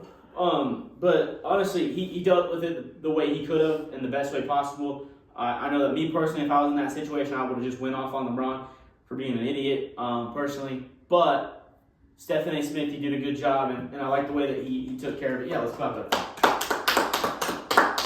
Good job. Yeah. So I mean, I love the way that he took over and was like, I mean, yeah, that's fair. Like, I see why you did it, but at the same time, next time, set up a meeting with me. I'd love to talk to you one-on-one. Also, just so you know, I'm not coming after your son, but I'm really going after his playing career because he ain't good. Which, respectable answer from Stephen A. Smith. Do I always agree with you? No, but that was a perfect way to deal with that. He said some things for sports I've been like, Yeah, he's got hella hot takes, I'm not gonna lie. But a lot of them. But the way he dealt with the LeBron James situation, I applaud that. We already applauded it. But Stephen A. Smith, good job on that. Hopefully, Bronny James figures it out, though. Hopefully for him, or for his sake, or else he's gonna have a worse career than half the players in the league. So transitioning into our one of the last two segments that we got today. Just a little bit of entertainment. Just a little bit of WWE background and knowledge. Something that we wanted to share. John Cena and Randy Orton are announced for WWE Backlash on May 10th. So that's some surprising news and some good news because they gonna fight. That's what it could mean too, and so that's why it's some good news for us. Because maybe they're going to be in a championship battle. Who knows? So that's something that we could speculate on. I believe John Cena will have to be at Backlash as well. Not sure yet. It hasn't been confirmed or denied. But right now, John Cena is still on the heel arc, obviously, as we know. Cody Rhodes is still champion and still figuring out what's going on with that. Lots going to change at Mania, though, bro. 100%. And lastly, the tag team titles switched hands today to the, was it Street Profits? Please. Yeah. So the Street Profits won tonight and took the tag team titles. So we've got new tag team champions. Pretty cool. So that's something that was really big. And then, so these are just kind of like the subtopics. You can talk on any one of them. And then lastly, Stephanie McMahon just released her Stephanie's Places. I sent you the yeah, I know. I don't remember. So in her casting, I believe it was John Cena was the last one of the thing. Cena's last, CM Punk's I think the first. I know Rock is on there. Pat McAfee's on there. Triple H maybe. Yeah. Cody maybe. Roman's on there. I know that. So, but pretty much a lot of legends and then like Pat. If I'm being completely honest, it's like all legends and big stars and then Pat. Yeah. So that gets me to my question then. What are you looking forward to in Stephanie's Places? I guess I'm just excited to see what it's like from their view. You know, I think I love this. It's weird, but I love the behind the scenes or backstage of where the WWE is. Did you ever watch they did a documentary on WrestleMania 40. It was called WrestleMania XL Behind the Curtain. They're like showing the stuff for the match between Cody and Roman with Rock and Cena and Undertaker. It was so cool. I did not see that. It was super cool. So you have to check that out. I'll check it out for sure. It's I love the back stage stuff for WWE, especially now they're going to be showing all these big stars plus Pat. Right? I love Pat. You love Pat. Pat's the GOAT. Yeah, absolutely. Pat, if you want to come on our podcast, we really appreciate it. Yeah, we'd love to have you as a guest. Also, Melania, we're still waiting for you to come and text us up. Yeah, man, where's that email? Yeah, come on. We love George Mason University, baby. We would love to have you zoom in or whatever, you know what I'm saying? Pat McAfee, we're in the same state as you, bro. Yeah, bro. Hit us up, dog. Literally, I kid you not, I can't get into full details, but your show where it filmed is like not even 10 minutes away from where we live. I'm going to be so honest with you. Literally, I know exactly where, I shouldn't say that, but I know where the show is and you're not very far at all. So come join our podcast for a little interview or whatever. It'll be a lot of fun. But we got some gloves from your from the college game day. College game day over there. Yeah. So anyway, so I'm most excited for the Stephanie's Places, mainly because it puts a woman in charge, right? That's pretty awesome. I'm not gonna lie. I love Stephanie, especially seeing it from her point of view, being the boss's daughter at one point, all the way to now she's basically the boss's wife. Yeah, you know what I'm saying? Well, because the bosses have changed, right? Her dad, Vince McMahon, used to be the boss, and Triple H took over. So that's gonna be cool to see it from her eyes because she did get to see. I do like Steph a lot though too. She did get to see The Rock, Triple H, CM Punk, John Cena when they were young, and she is credited for saving John Cena's career too, which is gonna be cool. And that's the last episode. So I wonder how that would tie into. They talked about it in the Vince McMahon documentary. Literally, that dude was in the back of the bus rapping, and that's the only reason is John Cena is John Cena. Or else we would literally probably never hear from that dude ever. Yeah, so I'm excited to see how they. Pretty cool. I'm excited to see how they tie in the John Cena episode to the heel turn and whatever beef is going on, or if he's champion at that time with WWE, because I feel like they're gonna definitely tie it in, right? Sure. So I mean, you've got to adapt until like May though, or July. It's so maybe it's after Mania. Like why not? So maybe it's because they want to get the rest of the title change, which I'm okay with it because I think that would make for a good episode and whatnot. But also, I think Randy Orton, now that he's back, I think he's about to go for that title. Sorry, that's copyrighted music, stupid. Not if I sing it. I'm just saying. Shut up, YouTube! Don't copyright this. Don't copyright it. No.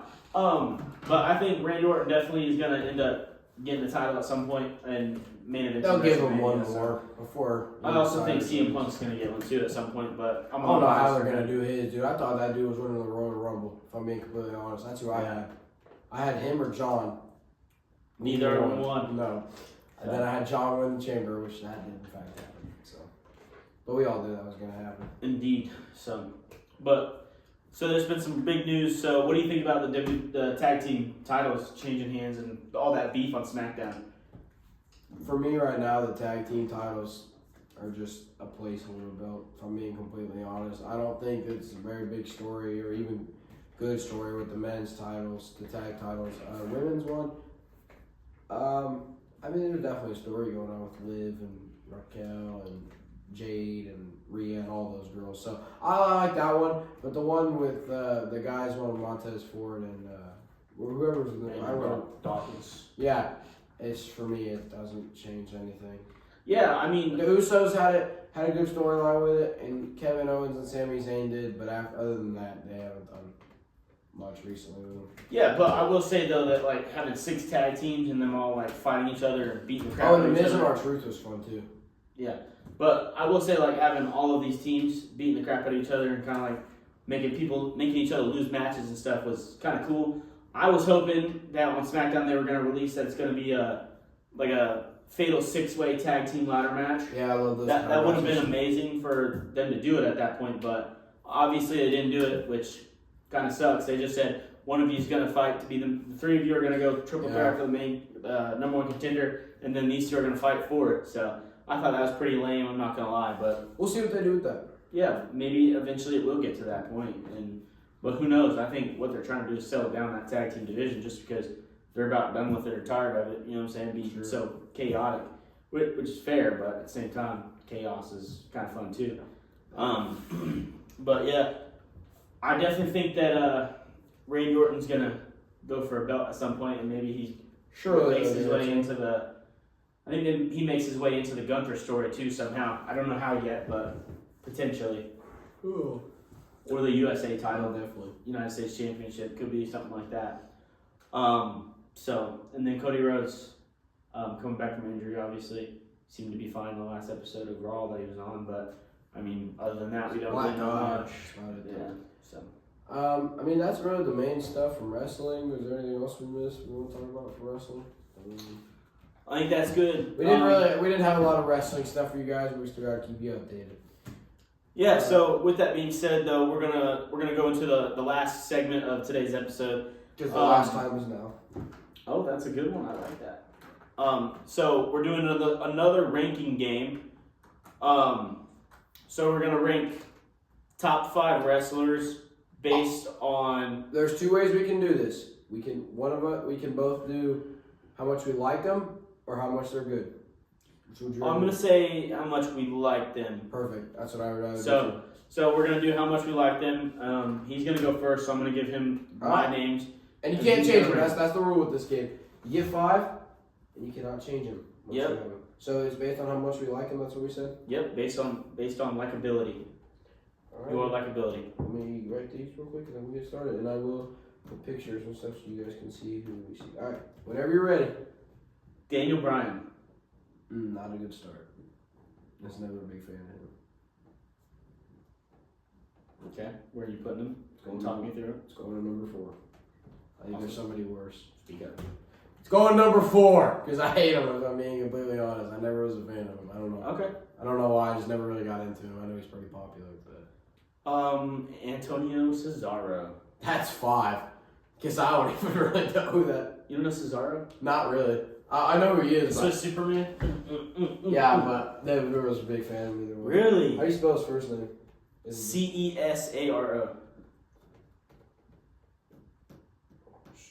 Man, can you spell today or what? I spelled his first name wrong. Man, you're gonna hate my list then. That's rough, brother. That's fine. That's fine. That's what makes it interesting. Third one, Big Show. Oh, well, it's the Big Show. I'll do number 2. I like Big Show. So. I'm not gonna lie, I love his chops, bro. Yeah. Like when he smacked the I really like that one clip of him. I'll put it up somewhere if I remember. You got a clip of him where he's fighting John, and John like flips him, or I think it's John, and he's like on the turnbuckle and he like hits his balls really hard. And John starts like laughing like mid match, and Big Show's like crying. No, you ever seen that clip? It's super. I don't fun. remember that clip now. Anyways, CM Punk. It's hard. It's tough. Because I don't know who else is gonna be on here. So I'm scared you're gonna say like you're gonna throw like a Seth Rollins out there or something. That's what's freaking. It's not John Cena. I'll tell you that. Okay, well that don't change much. Alright. Well, it's Big Show. It's a risk, but we'll go number 1. Okay. We're the best in the world, CM Punk. And the last one, Dean Ambrose. Okay, I can live with that. 3 is you know what? This is actually this is perfect. This is exactly how I would have made this list. This is exact. I have CM Punk at 1, Big Show at 2, Dean Ambrose at 3, 4, Daniel Bryan 5, Antonio Cesaro. Yeah, I would have put the list CM Punk, Dean Ambrose, Daniel Bryan, Big Show, Cesaro. Okay, but yours is a little different. I'm perfectly happy with that. It's cool. I definitely did some better names, if I'm being completely honest with you. So, all right. I know I messed that part up. It looked really weird. You also use way too much space, brother. Yeah, I gotta take up a lot of space so I can see it. Okay.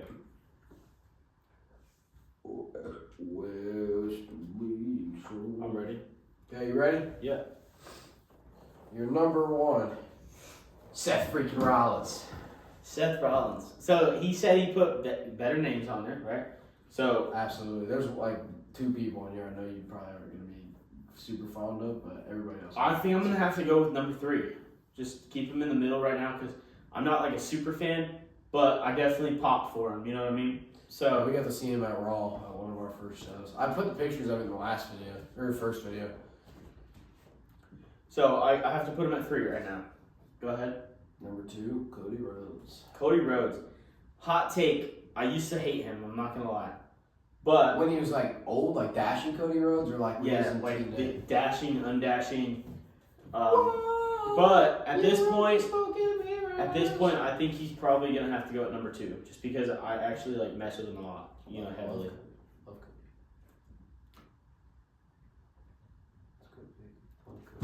So Cody Rhodes is going at 2, just because like I've seen him through his best, worst, and now where he's at now is awesome. And Back when he was just undashing, that Mhm.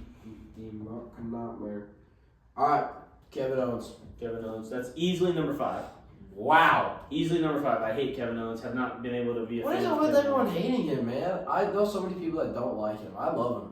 He's like a new Stone Cold for me. He's not. He's not as good as Stone Cold at all, but I do love him. The storylines always around him make him to be a terrible guy.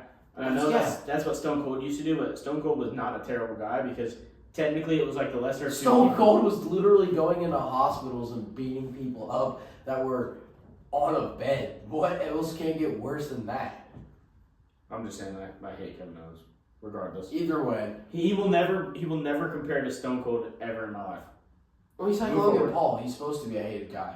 Move forward. Is Logan Paul the next guy? No, he's not on this list. I can tell you that. I do love Logan Paul, though. Because he would have been number 1 now. That's a hot take. Booker T. Booker T, brother, that's a 4. He low-key should be lower than KO, but Wow. That's kind of where I figured. I thought he was going to be your number 5, Booker T. This list worked in your favor then. Stone Cold was my last one. oh, look at that. So he's going number 1, obviously. Yeah. If I was to do the list over again, right, I would do Cody, Stone, Cold, Seth Rollins, KO, Booker T. That's how I would do it if I did it over. Your list is really But not I bad. don't think it's terrible where it's at. not this bad at point. all. So, Well, there you go, folks.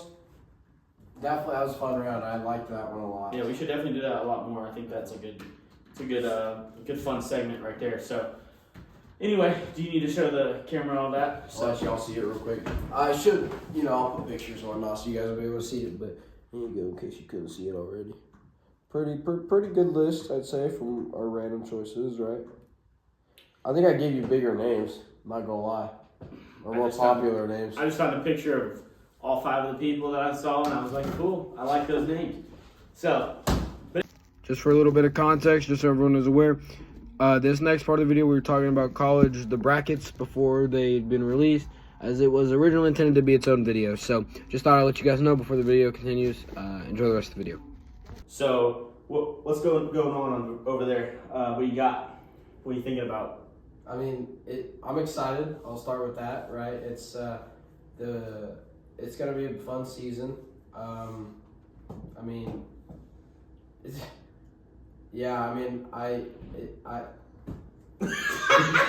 okay. So I'm excited, right? There's a lot going on in the NCAA right now. Well, I mean, what do you think? I mean, I'm excited. It is March. there's a few things that have transpired over the last couple of days. For one, we're going to go to Duke with this one. Cooper Flagg got injured. Had to talk about it, man. It's was it ankle, I believe? Yes, it was an ankle sprain.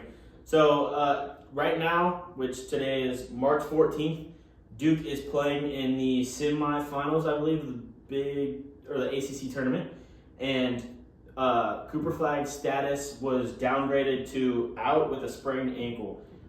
His coach also said in an interview that right now doesn't matter, the tournament doesn't matter. What do you feel about that? How do you feel about that? With the coach saying the ACC tournament doesn't matter. It shows that it's very, I guess, almost like loyalty or a lot of respect for the guys. You know what I mean? If that's how he's feeling, about just this one player, it shows that coaches and players have that good, close relationship.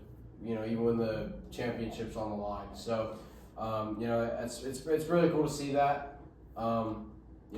It's special. You know what I mean? Does that make sense?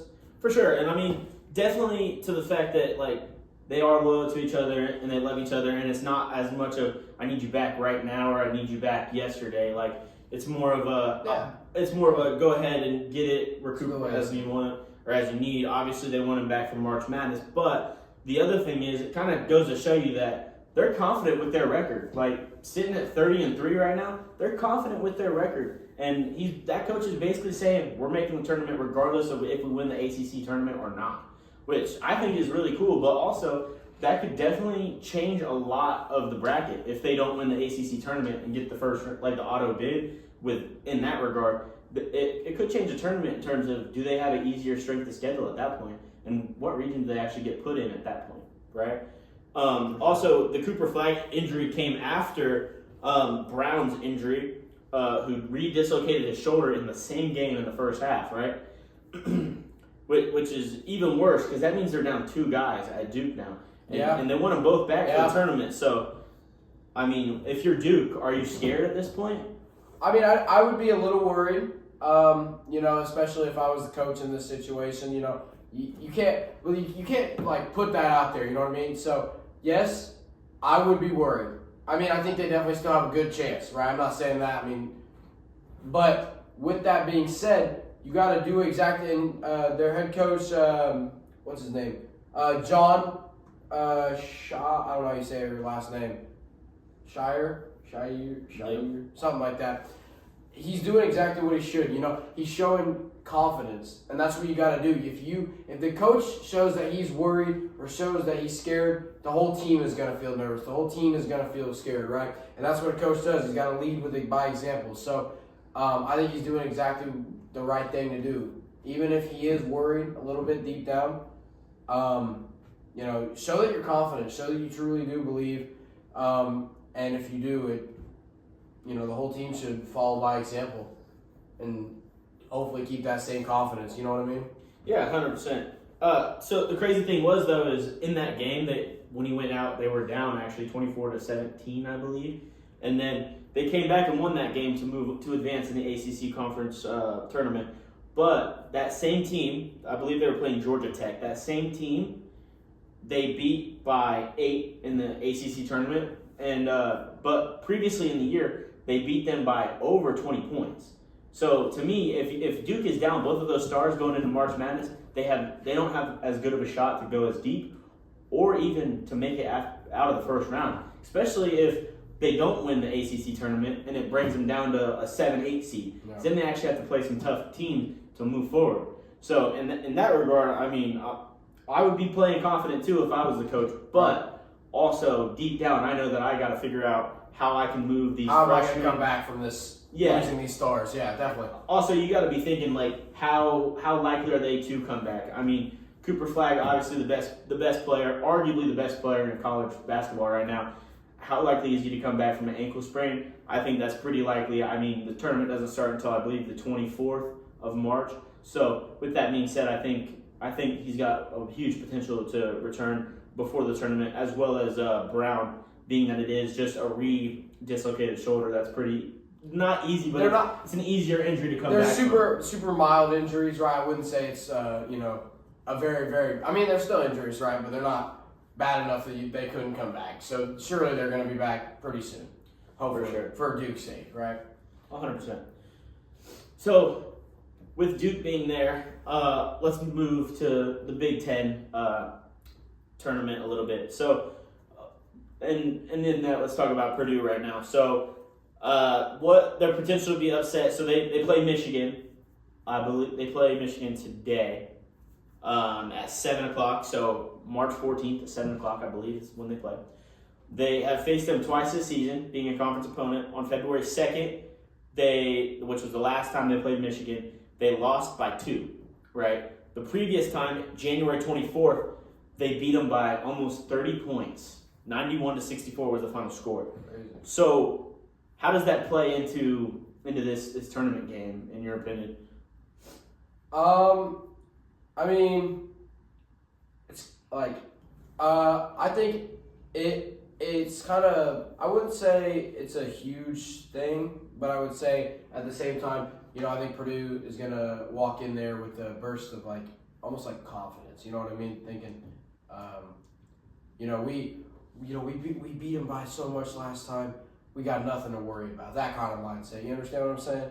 Yeah. So I think it's going to be a big factor in this, that's how a lot of games are in any sport, right? If they show up with confidence, then, I guess I should say this, you got to walk in with confidence if you want to win. If you're going to walk in there worried, scared, thoughts, I'm going to maybe lose, or I might lose this game, you're not going to play as good. It's probably not going to work out how you want it to work out. So they're going to walk in with some confidence, and that's good. That's what they need to do.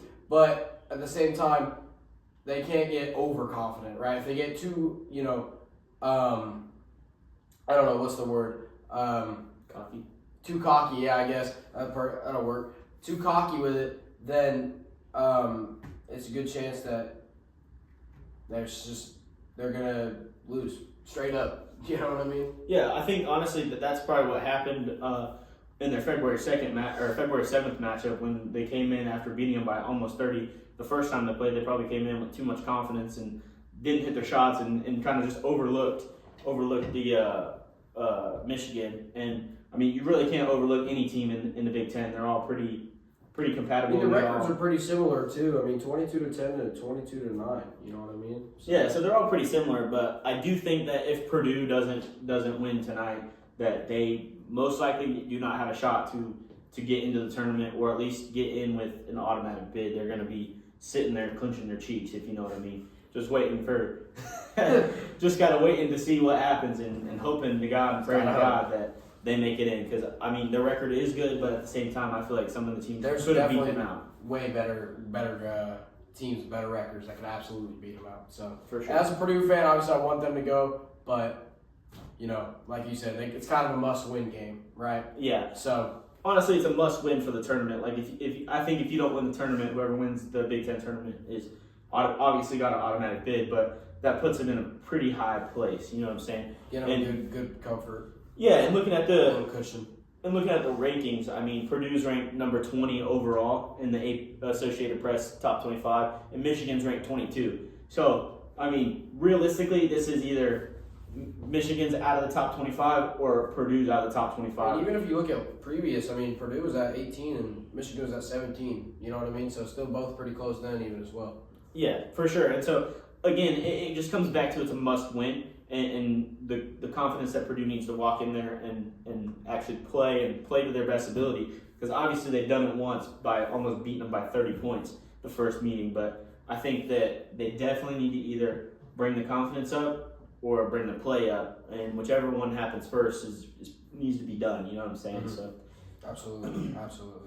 So then let me ask you this.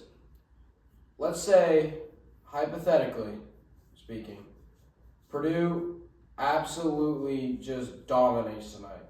What do you think's next for Purdue then? You think they're going to have a better shot then?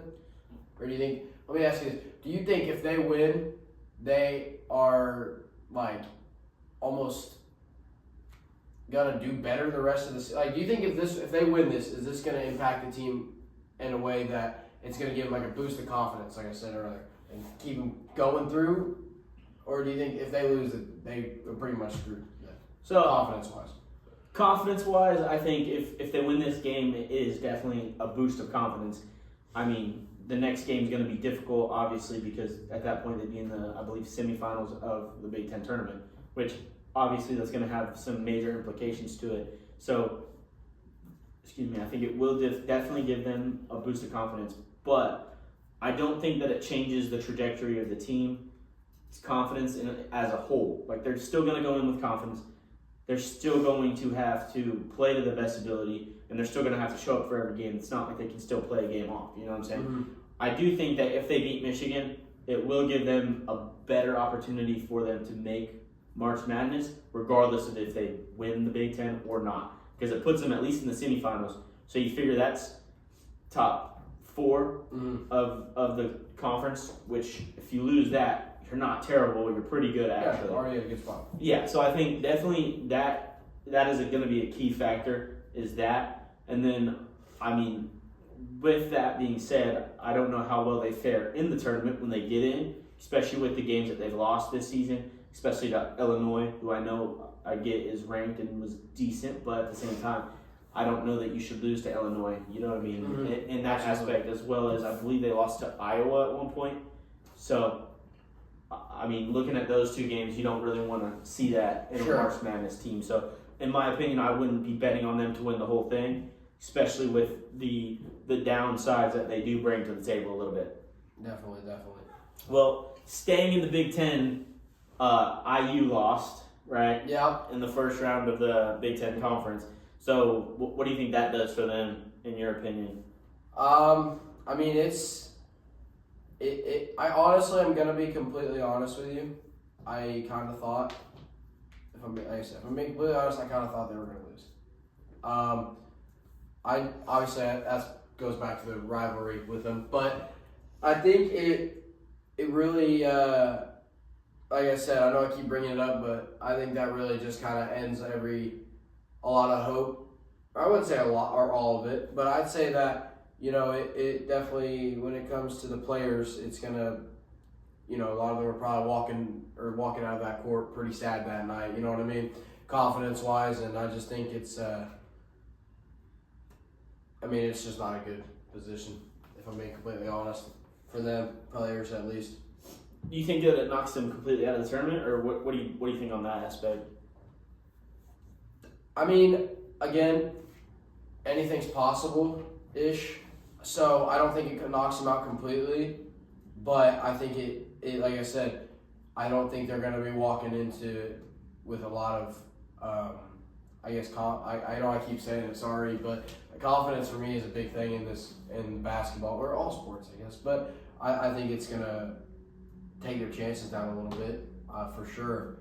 I mean, yeah, that's honestly my view on it. What do you think?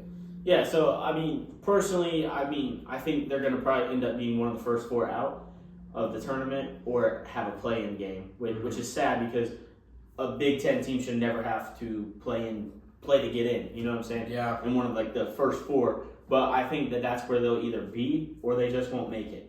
You know what I'm saying? Mm-hmm. And I think that them losing so early on in the Big Ten championship is definitely a rough look, especially for that head coach over there. I mean, he's had pretty decent seasons in the past. Mm-hmm. I know nothing compared to Purdue, obviously, but they've always found a way to make either this tournament or the NIT tournament or one of them. But I don't think this year that they will make the March Madness or they'll have to play to get in. Personal opinion. And I also think that this kind of shows you how like what Indiana needs in terms of what they need for player-wise and recruiting-wise as they move forward. It definitely is going to be a rough time for them. Even if they do make it in, again, like going back to what you said, they're going to have a lack of confidence because we got in off a fluke bid or whatever. You know what I'm saying? Countless many things could have just go their way. You know what I'm saying? Mm-hmm. Or countless things could go against them and make them one of the first 4 out. But I do think that their shot is very minute, if at all, at this point. Definitely. Well, I mean, I would like to talk about the top 25 a little bit right now. So, with that being said, let's look at Houston and even St. John's a little bit. So, Houston obviously sitting at a 27-4 record. right. I said, yeah, number 2. Right? Yeah, number 2 in the rankings. So obviously they've got a good shot to get in and hold a number 1 seed as long as they win their tournament. So I mean that goes to show you like what the records are in comparison to maybe the IU or the Purdue Illinois records being in the 2022 20 or 22 win records compared to your 28 27s, which there's a bunch of teams, and I think that the Houston's bracket might not be as crazy stacked as all the other ones, but I do know that St. John's, which is ranked number 6 right now by the Associated Press, with a 24 or 27-4 record as well. I mean, they're looking good. They're coming on right now. They beat Butler, and they also beat, I believe, they play Marquette next tonight, I believe, which March 14th again. And so I think that St. John's, honestly, is going to be my underdog pick to win the whole thing, especially if they can pull off the upset over UConn. I can see it. If they pull up the upset over UConn, I think that's going to be huge for them. Yeah, St. John plays today. Mm-hmm. I think that they can definitely pull that off for sure. They're playing the Marquette. The Golden Eagles. Yep. Sorry. They're sitting at a 23-9. Yeah, they'll definitely pull off that win. So, let me ask you this then. So you said it's your underdog team. Yep. I mean, it's my underdog team because UConn is the reigning champs, right? Mm-hmm. And they beat them already once in the season, 89-75. They also beat Butler twice, who Butler's always been competitive. You know what I'm saying? Mm-hmm. They beat them twice in the regular season. They also beat UConn twice in the regular season, and then they split the series with Marquette, who they play again tonight.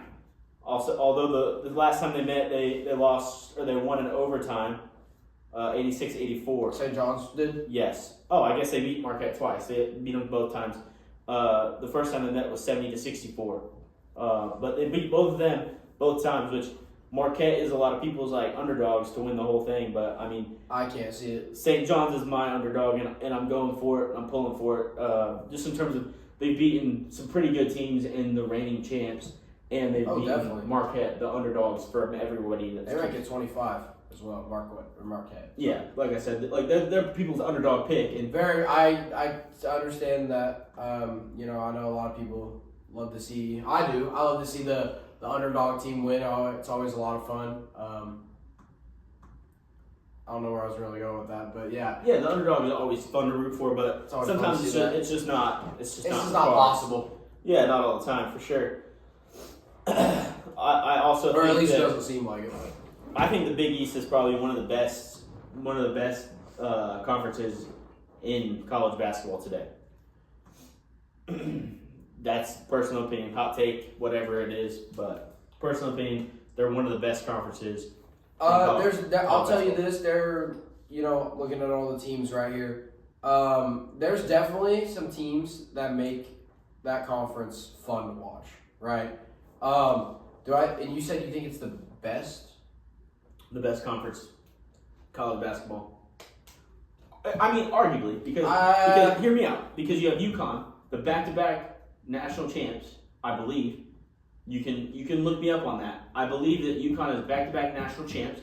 Butler is always competitive, putting BTA, you know what I'm saying, belt to ass on some teams. And then you bring in Marquette, who this might be their only year that they've been crazy good, but guess what? They're BTA this year too. Top 25. You have 3 teams in the top 25 from the Big East. Tell me that that's not a freaking stacked conference. Tell me that they're not. I'm not saying it's not a good conference. I'll admit, it's a good conference. However, I do not think it's the best one, personally. That might be because I'm a little, biased, so I like to see some of the bigger teams, right? Like I said, super, super generic pick, super boring pick. I love the Big Ten. I love all the teams there. Obviously, I'm a Purdue fan, so it kind of dates back to that too. But I feel like, I'm like I said, I got the list pulled up here of all the Big Ten teams.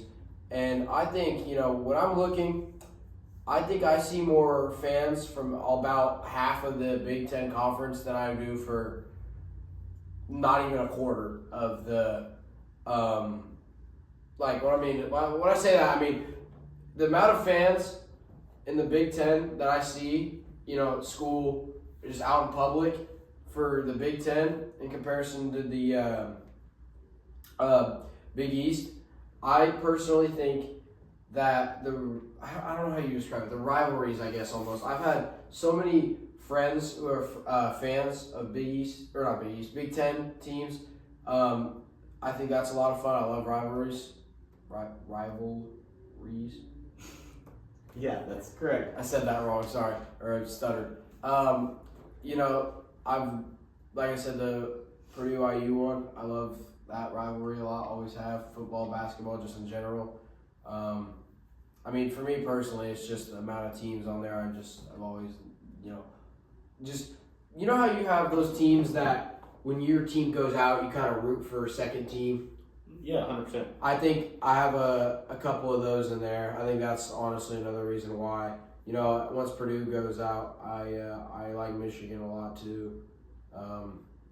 There's a couple, I guess. I don't know a direct, an exact order of which ones, but again, super boring pick, but super generic. But that's what I think.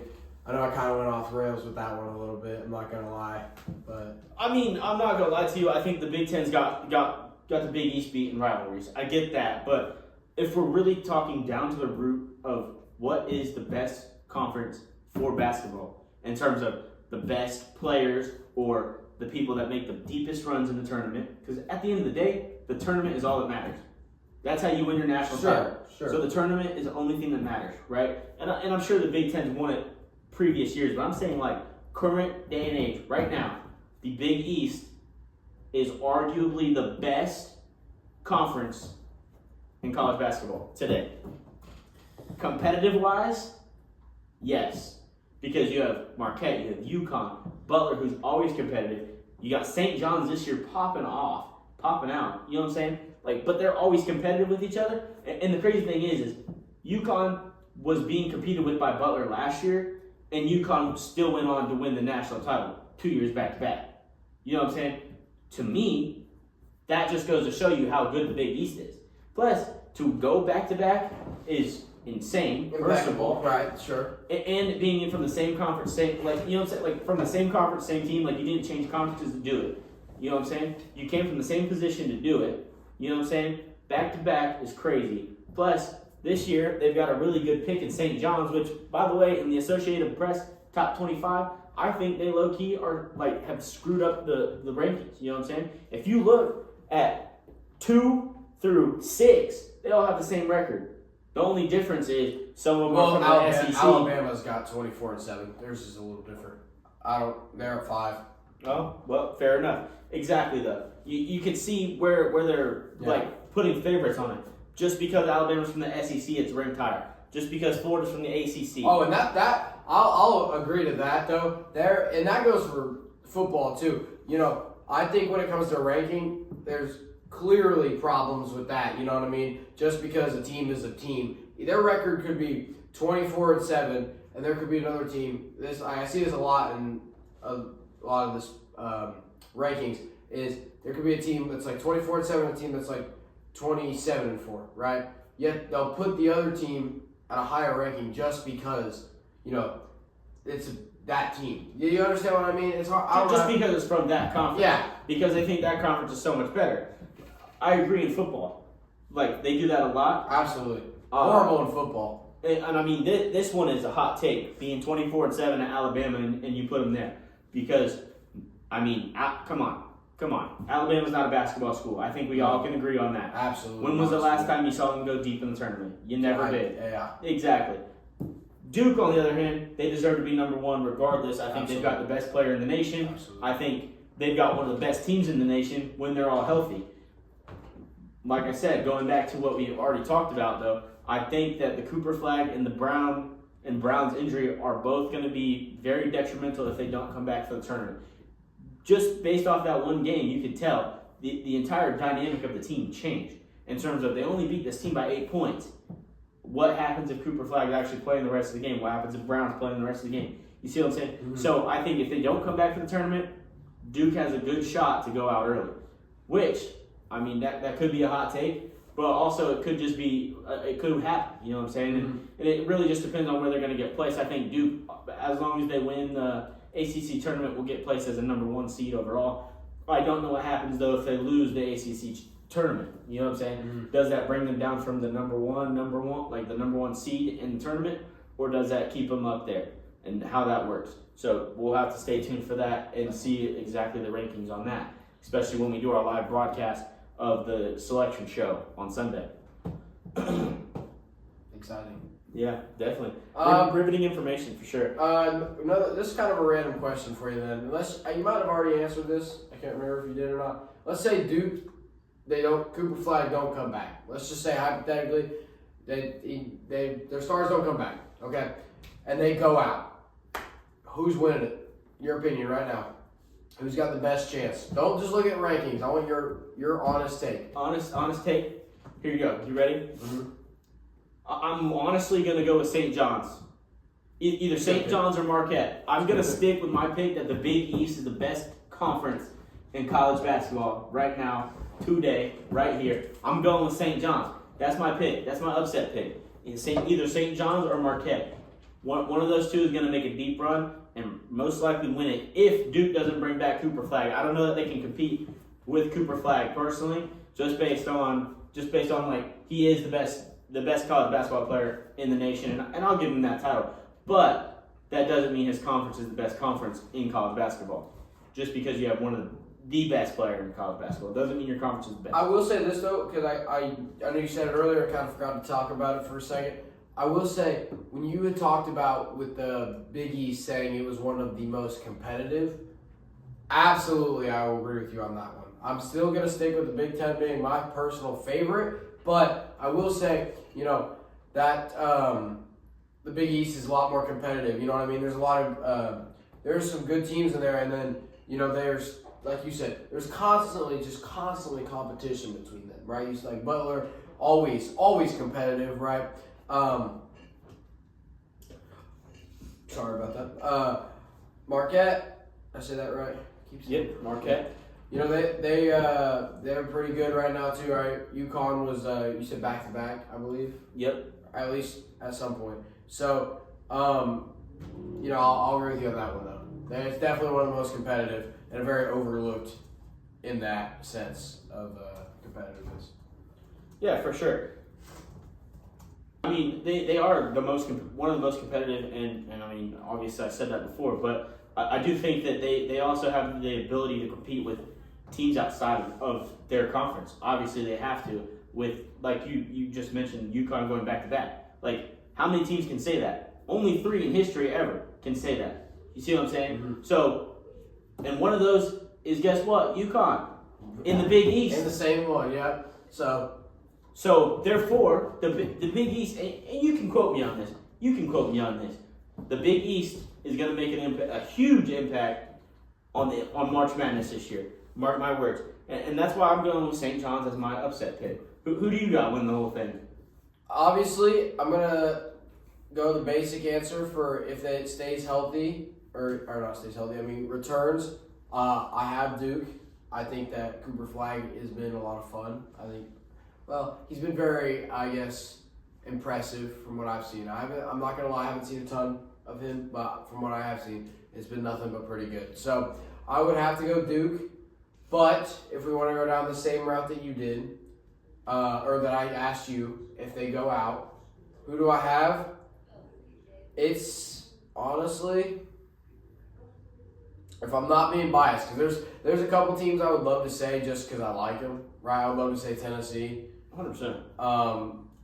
I could maybe see it. It's a big maybe, though. I don't know. I mean, the SEC does always get quite a few bids, so I wouldn't be surprised if Tennessee does make it to at least round 2, if not further on than that, just depending on how they do in the tournament. Right. So I would love to say Tennessee. That one's up there for me. That's really my main pick, if I'm being completely honest. It's a little biased just because I like Tennessee, but I'd have to go Tennessee. Yeah, me personally, I would love to pick Notre Dame, but I don't even think that they're going to make it this year. Right, and that's why I can't. I would totally pick Purdue, but where they are right now, I don't. I seriously. I mean, and if they it do, is possible. If they do win the Big Ten, though, that could change a lot of things in terms of they may have a number 1 seed. They could. Right? They may have a number 2, which honestly, if they're right now they're projected to be a number 2 or 3. Which right now I'm taking Purdue for a while at the number 2 spot. I don't think they're going to get upset that easily, unless they play a Big Ten team. Which, to that It's point, possible. it could be possible because anything is possible in March. I mean, it is March, right? So anything's possible. I would love to pick Notre Dame to even make the tournament, but I already know that they're not. And with the ACC being the ACC, Duke's obviously going to win that unless something crazy happens. But Duke's also going to be the second bid, even if they don't win the tournament fully. So to that point, I think being with the ACC and Notre Dame being in the ACC, there's not much of a shot for them to actually make it.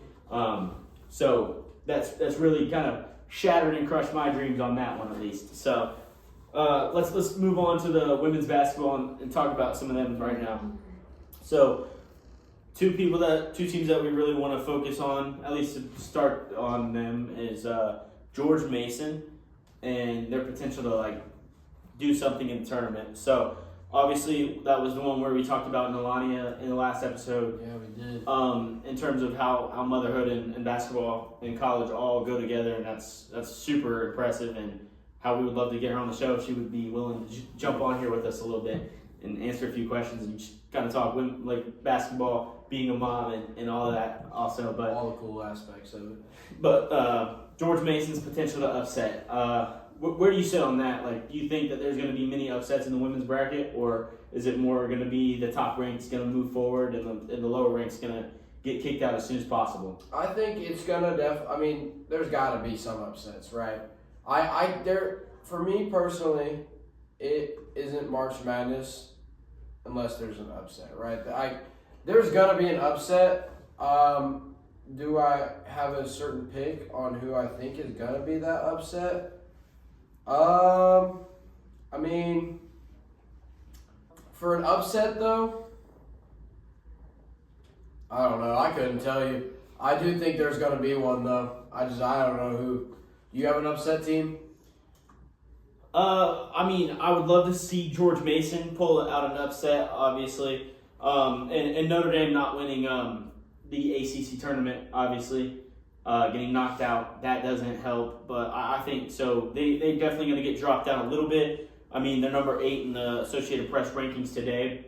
So I don't know that they get 6 and 5, right? Yeah, I don't know that they get a number 1 or 2 spot, but depending on if they don't, if they do get one of those spots, then obviously it can't be an upset, right? Because they're one of the best 2 teams in it. But if they do get a lower seed, I think definitely Notre Dame could be an upset alert. Also, NC State, even getting moving past Notre Dame, they definitely could get a little bit of an upset game somewhere or upset a team depending on how well they're going to play. I also think that definitely again going back to my hot take, I think you will see the Big East show up in some sort of way. Creighton being ranked in the top 25 at 22, they could always pull out something and upset a team in March Madness, and who knows where they'll get ranked in terms of being in the top 25 means you are the top 25 for a reason, right? So that could definitely help their ranking or hurt their ranking, just depending on exactly what transpires in the rest of their conference tournament. But I definitely would love to see George Mason pull a little bit of an upset if they could, depending on who they're playing, obviously, because if they are playing a Notre Dame or a Creighton or somebody that I've already picked, that would definitely be rough to see my team get upset. So, sure. But George Mason, I'm definitely rooting for George Mason this March Madness run. I'm going to be honest with you, now that I've kind of looked at it, this isn't an upset team at all. They're very, very highly ranked. Their record is very, very good. Team I can see going very far. I believe I stated it in the last episode briefly. UConn, specifically because of one woman. Her name is Paige Buckers. I don't remember, something like that. I don't know how you say it. But, I think she's been very impressive. I know a lot of people would agree with me on that one. She's been a lot of fun to watch. I know when she goes into the WNBA, she's going to be a very, very high pick. I know when she was playing Iowa, her and Caitlin Clark had a cool rivalry. I remember that. So I think UConn's got a very, very good chance. Like I said, they're sitting pretty high up there, right? Number 3.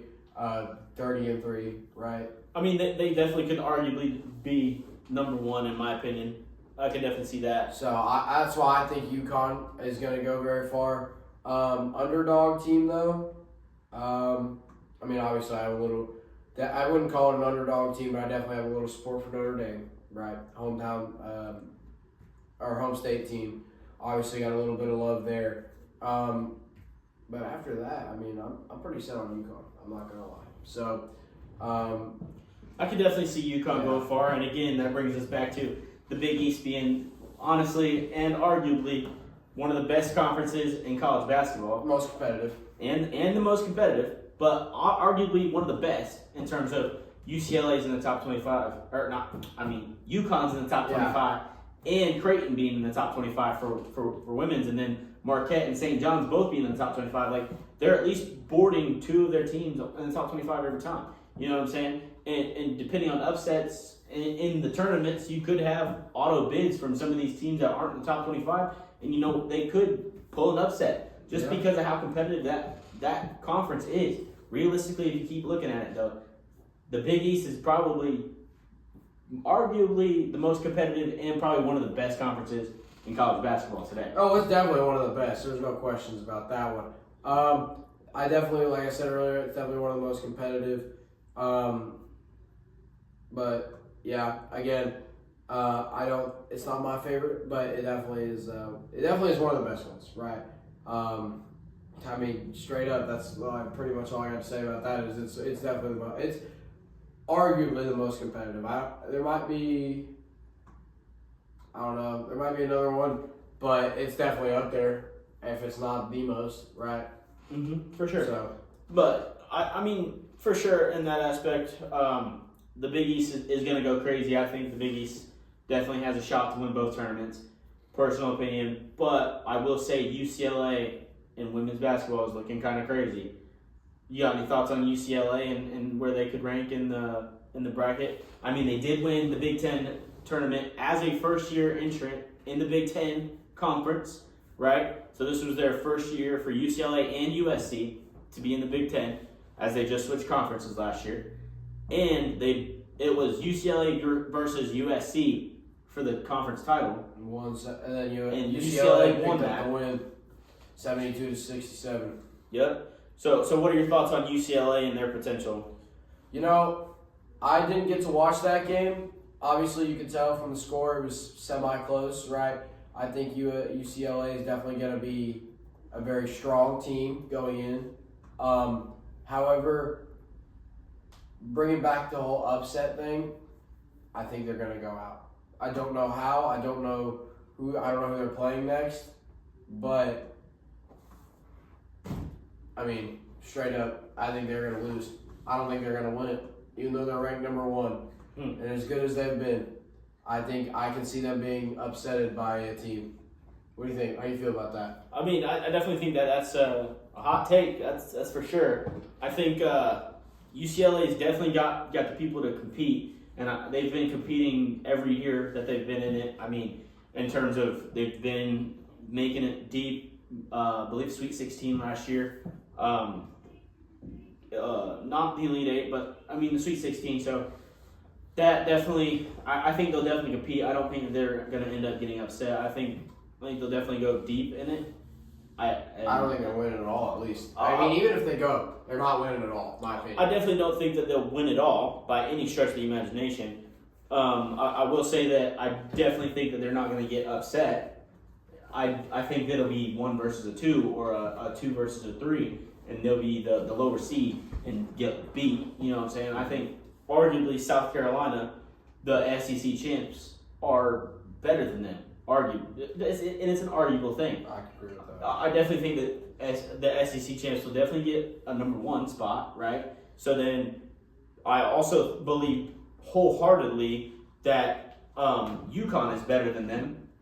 You know what I'm saying? Oh, yeah, I would definitely agree with you on that one. I'm definitely agreeing that UConn is better than them. So they'll get the other number 1, right? Mm-hmm. And I definitely think TCU is better than them.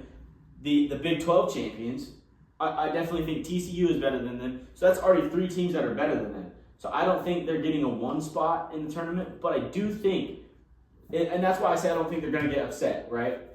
Because going back to the question that I asked you, do you think there's going to be upsets in this March Madness for the women at least? Since I've watched it, there hasn't been too many upsets. You know what I'm saying? It's mostly been true to seed, the higher seed won, or the higher seed lost, and the lower seed won. In terms of like the 1 would always win, the 2 would always win, and it would be 1s versus 2s or 2s and 3s. You know what I'm saying? So you have one upset, right? Whoever beat that number 1 seed, which 9 times out of 10 it was a 2. You know what I'm saying? Sure. So they were definitely close in comparison. So to that point, I don't think that there's going to be many upsets, first of all. There's not going to be many. I probably should have rephrased that. They're going to be upset, in my opinion. I don't think it's going to be like a very low number. I do think it's going to be I don't think it's going to be a 2 or 3 or something. I think it's going to be a higher-ish number, right? But with that being said, I'm not saying there's going to be a ton of upsets, right? I don't think, the lowest, all the lower ones are going to be all the higher ones, right? That's not what I'm saying. I do, but like I said, I have a gut feeling. It's just straight up gut feeling. I don't think UCLA has got what it takes, if I'm being completely honest. Yeah, I mean, I tend to agree. I definitely think South Carolina's better. Like I said, those 3 teams are definitely better. I honestly think Notre Dame is better than UCLA. I would love to put that to the test, and there's a little bit of bias behind that. Oh, for sure. But you also have to look at the stats, and the stats show that just because they lost that in the ACC tournament does not mean that they couldn't win. You know what I'm saying? For sure. They did lose to the ACC tournament winners in Duke, right?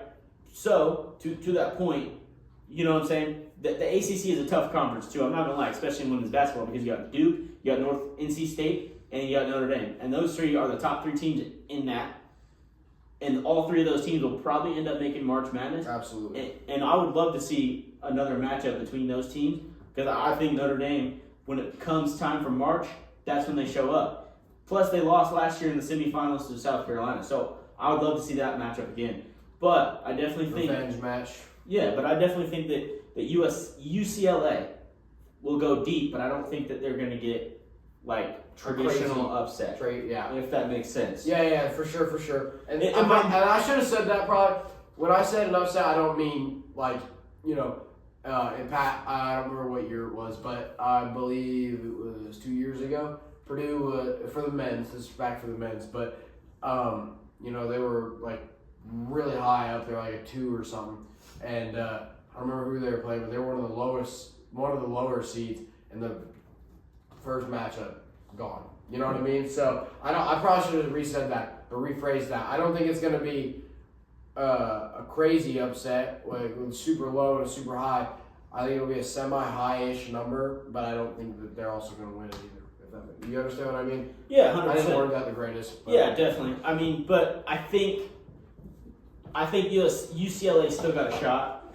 I also think USC's got a shot. USC historically has been a very good team. Oh, definitely. So I believe that they have a shot, even coming from the Big Ten. As long as they make it in, they've got a good shot to at least go deep, or at least they're going to make the tournament in terms of that. Mm-hmm. I think your first one out in this will probably end up being somebody like a Marquette or a St. John's in the Big East. Those will be your first ones out, or like an IU, or or a Purdue for the women's, because they're competitive, but they're not as good as all these other teams in all these other conferences.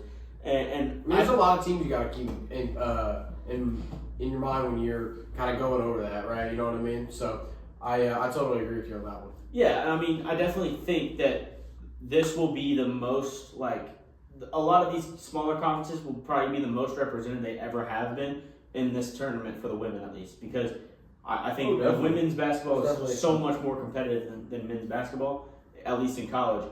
And then, so to that point, I think that this will be the most represented that some of the tournament or some of the conferences are. Like, for example, I think you're going to have a few from the Big 12. I don't think that TCU is going to be the only one from the Big 12. I think you're going to get 2 from the Big East.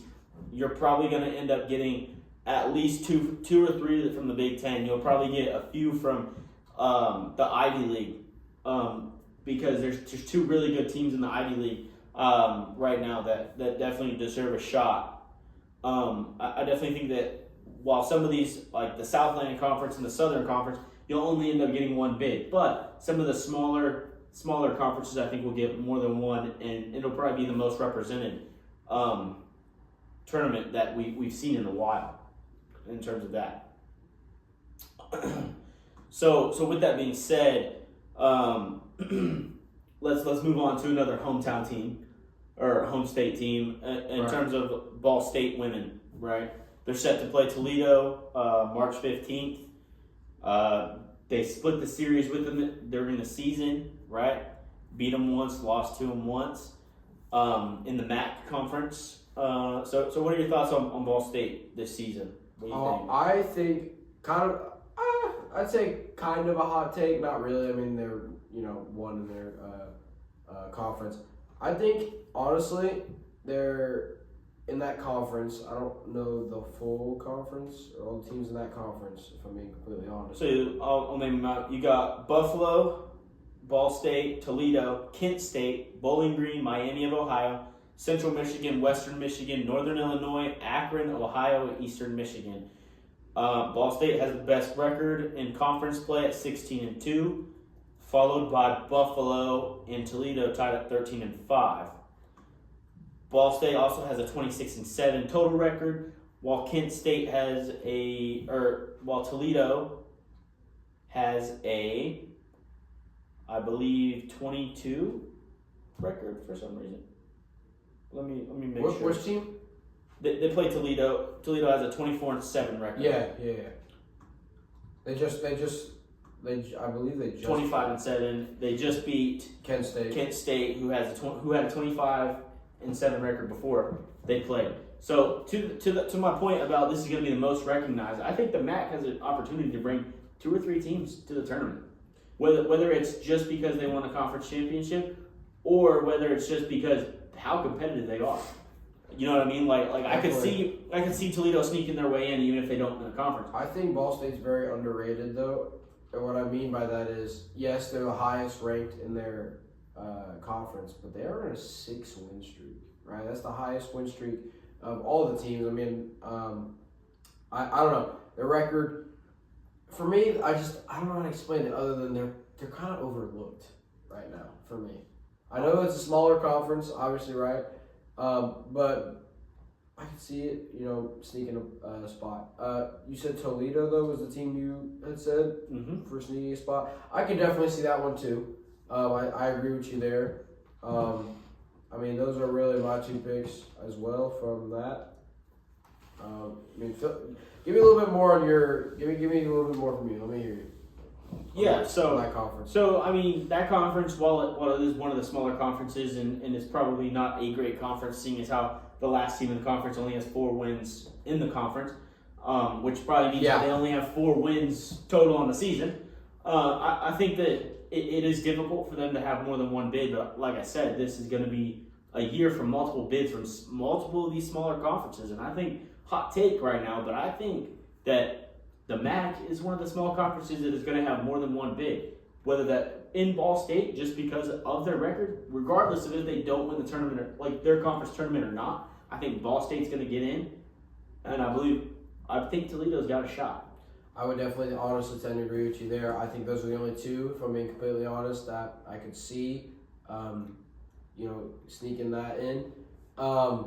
I think, honestly, though, and this goes for a lot of them, I think people need to be aware of these 2 teams, right? They're definitely, like I said earlier, they're overlooked. Like you said, they're coming from such a small, forgotten conference, right? It's not a great conference, like you said, for me, completely honest. But that doesn't mean that they still don't have, like a shot. You understand what I mean? It's smaller, a lot, but I can still see it. Definitely. I mean, and to that point, though, like, it is March, right? So everybody has a shot regardless of you're sitting at a 1 seed in the tournament or a 16 seed in the tournament. So a lot of these schools that are going to come from these smaller conferences, I mean, even the Missouri Valley Conference, like Murray State, man, they put some BTA to Bradley today. I understand that was the 1 in their conference versus the 6 in their conference, but still, Murray State has got a shot to do some crazy work. You know what I'm saying? Absolutely. In terms of, even if they make the tournament, I think they've got a good shot. They're definitely a 3-point shooting team, you know what I'm saying? And I don't know that even some of the best teams in the nation are 3-point shooters like they do. You know what I mean? Like they put up 36 3-pointers a game. You know what I'm saying? Comparatively to the rest of the nation, I don't think that any of them put over 25 a game. You know what I'm saying? So to that aspect, I think a lot of these smaller conferences will definitely have a shot into the tournament and could make the most out of their shot. I mean, we've seen it in St. Paul or the Peacocks 2 years ago as it's 15 seed. They upset a number 2 seed. And that just goes to show you, like I said earlier, in March Madness, anything's possible, right? 100%. When you're going into it, you can never, or most of the time, maybe sometimes, but almost 99% of the time going into the games, you got to have an open mind that either team could win. Because truly anything can happen in March Madness. That's what makes March Madness, right? So, continue with what you were saying. Didn't mean to cut you off if I did. No, you're good. So to that point though, anything can happen, but Ball State, I think, has definitely almost secured their spot, regardless of if they win the MAC or not. And I say that, and it's a little biased because they are from the home state, but Indiana, right?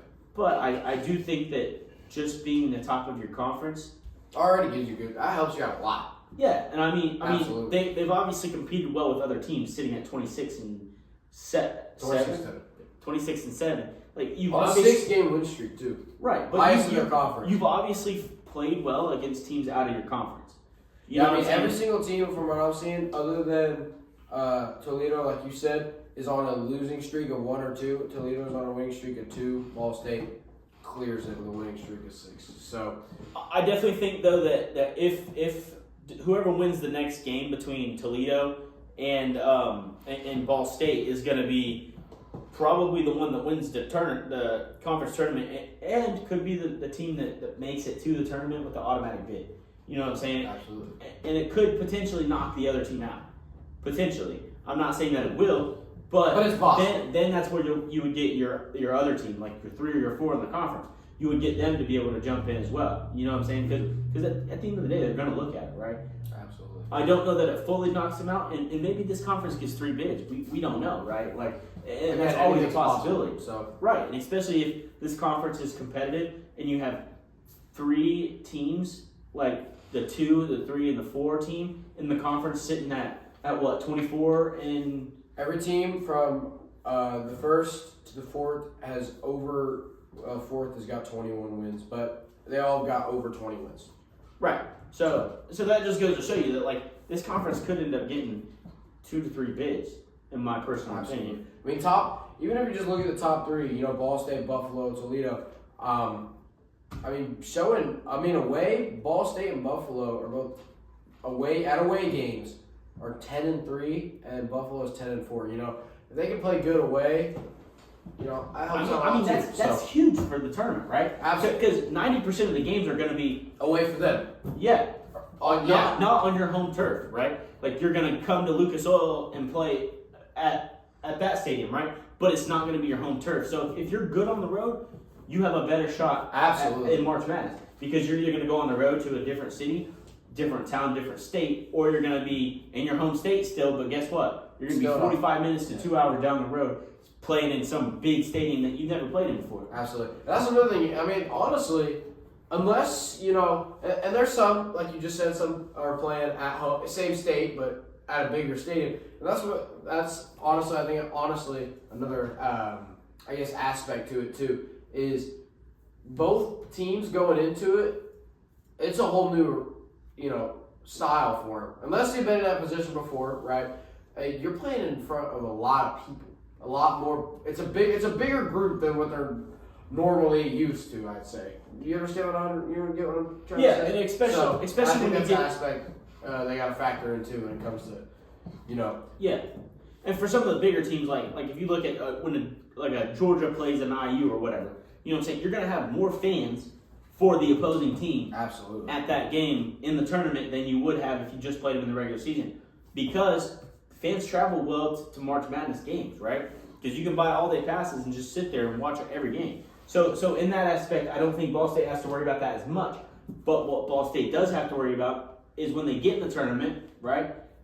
How does that environment change them? Because they've never played in an environment where it was probably twice to 3 times the amount of fans in the stands than a normal game. You know what I'm saying? Like they're going to go into this environment in the unknown with how much they're going to have in terms of fans, like that against them and for them. Like that conference That's obviously definitely another travels aspect well. too. You definitely got to keep in mind. I mean, that goes for a lot of sports. You know, the fans will make a big impact on the team, right? If you go away and your fans show out, absolutely, it's gonna help out the team, right? It's knowing that they have all that support there that helps out. But if it's like if they're going into it and they have 0 fans and they're just getting booed the whole time and whatnot, it's not good. Yeah, You know what I mean? Sorry to backtrack. I no, gotta backtrack. that on makes sense. But I think Ball State has to worry about that even worse in terms of they're used to like other teams traveling well, right? Because most of their opponents are from Ohio or Indiana, right? Absolutely. And so Illinois, obviously. So in those 3 states, they're used to teams traveling well with their fans, right? Sure. So that's not the aspect that's going to kill them. They're probably more used to that than all these other teams, right? Because when the Texas plays at Georgia, Texas fans aren't flying to Georgia, and Georgia fans probably aren't flying to Texas. So in terms of that, right, being how they have those teams, the bigger teams have to worry It's a about. good point. That's a great point, actually. I'm glad you brought that up. It's a good point. Big teams have to worry more about the other team traveling well, whereas they're so much further apart, right? Like you're saying, there's some from Indiana, Texas, Georgia, all the different ones. Well, I get it now. I get it. It took me a minute to process that. All these ones, for Ball State's sense, are all so close, right? So it's like, the fans are like, you want to travel, 8 hours to go see this game? Sure, why not? Let's go. While those fans are like, you guys want to take a 14-hour flight plus a connecting one? No. So continue with what you're saying. I know I just kind of restated what he said exactly. That's a great point. I'm glad you brought that up. Yeah, so the bigger teams are worried more about, in March Madness, are worried more about the opposing fans traveling well, while the MAC needs to be worried about how many fans are actually in, right? Because they're used to having both sets of fans, booing and cheering. But now you double it or triple it, depending on the arena you're playing in, and how does that affect Ball State, right? How does that affect them in terms of just moving forward in the tournament and playing well? I don't know how that affects them, but obviously they're ready for hostile environments, being 10-3 at away games. I think it's going to have a small impact on them. I think they're going to be a little wowed, by how many people are really there. Do I think that that's going to affect them a lot? No. I mean, they're like you said, they're clearly aware of how it works. If they're 10-3 away, I mean, that's real good, right? But I think the only thing for them that's going to come into factor is, like you said, the amount of people. I think that they might not be prepared for that, but I definitely think they're prepared for away fans, if you understand what I mean. So, Definitely. So, I mean, that's crazy. I think also this helps. This helps if you get into March Madness. This is going to boost that conference. It's also going to boost that team in terms of like NIL deals and NIL sales, right? So speaking about NIL, right? Let's move on to the last topic for today's discussion for the most part. And it might be a pretty quick topic, honestly, but it's something that I wanted to get out there, just being a Division III coach, So they're actually doing NIL deals at the Division III level, at least with the athletes and stuff. In terms of you can actually sell your name, image, and likeness. it's pretty like cool. T-shirts, stickers. You got hoodies, jerseys. They do have like the hockey jerseys and stuff like that as well, and the basketball jerseys. Even if your sport is football, they still sell them, right? So that's something that's really I like that cool. a lot. Yeah, that's exciting. I wish it was there when I was playing college ball. That would have been awesome because my family would have spent a bunch of money on it. Yeah. So the way it I works, yeah, for sure. I mean, they made a ton of custom stuff. Yeah, for already, sure. So So honestly, that changes things for Division III in an entirely new way, right? Because now guys can make money, right? So which is awesome, and Great for with them. the current Absolutely. system that Anderson is using, or most of the Division III schools are using right now, you get 38% of every dollar sold comes back to the athlete. So in terms of that, so if you sell $100 worth of gear, you'll get $38. yeah, If that makes exactly, sense. exactly. Yeah, that makes perfect sense. So with that being said, I think this changes Division III football in a complete different regard, right? Because a lot of these recruits are wondering, hey, where can I go? Where can I get the best money? How can I go D1 so I can get money to be played? Right, because at the end of how can I go to a better Division III school and get paid? Because other Division III schools that are higher up allow the opportunity for you to move and advance faster. So now this helps smaller schools be able to pay their athletes, and it's not the school paying it, obviously, but it's this company and their NIL deal paying them. But it also helps them to gain support and gain recruits. Absolutely, because I mean, let's be honest. Unless this is just me, this might be you, or this might just be me. I know you were in the position at one point since you played.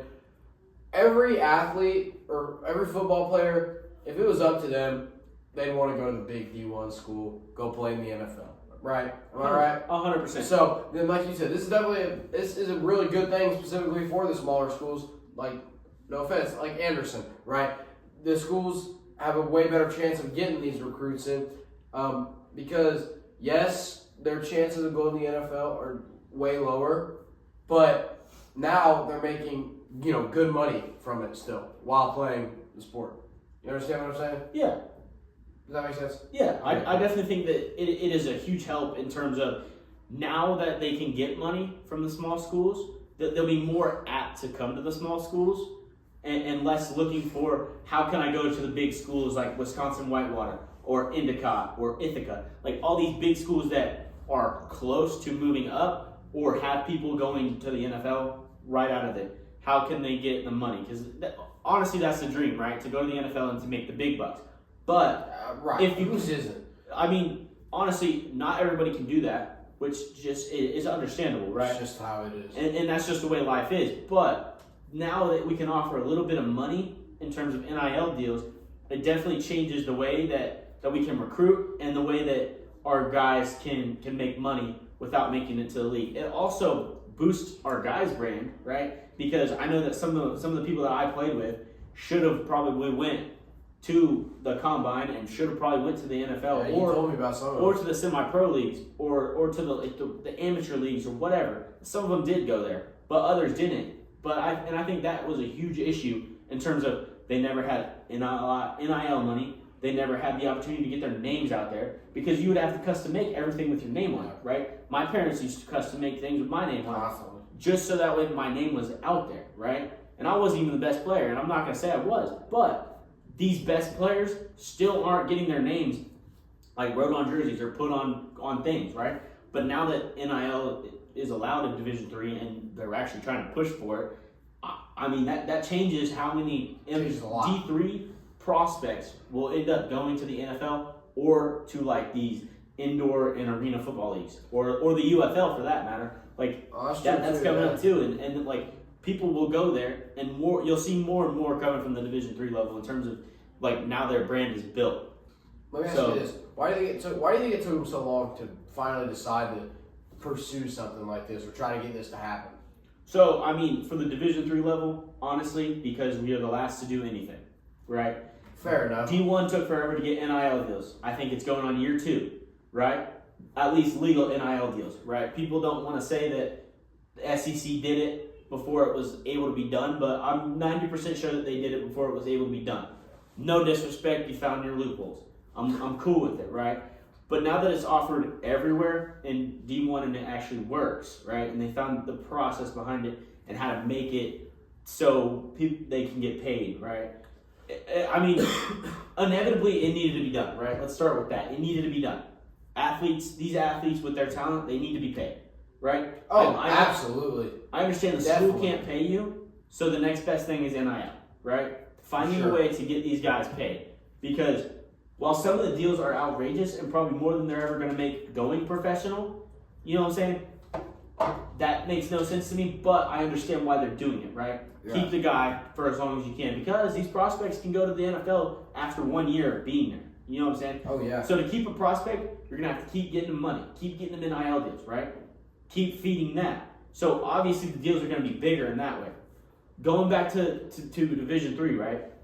The talent is not as talented as Division I. I can agree with that. Mm-hmm. But the heart, the soul, the mindset, the amount of training you have to put in to be a Division III athlete, it's not. I'm not gonna say it's harder than being a D1 athlete, but in some regards it is, right? Because D1 athletes, guess what? You get all the food bought for you, essentially, right? You get cleats bought for you. You get helmets bought for you. Like, you get all the you stuff. Show up and you get a care package. I've seen videos. I don't know anybody. Well, that's not true. I do know one person that is technically going D1.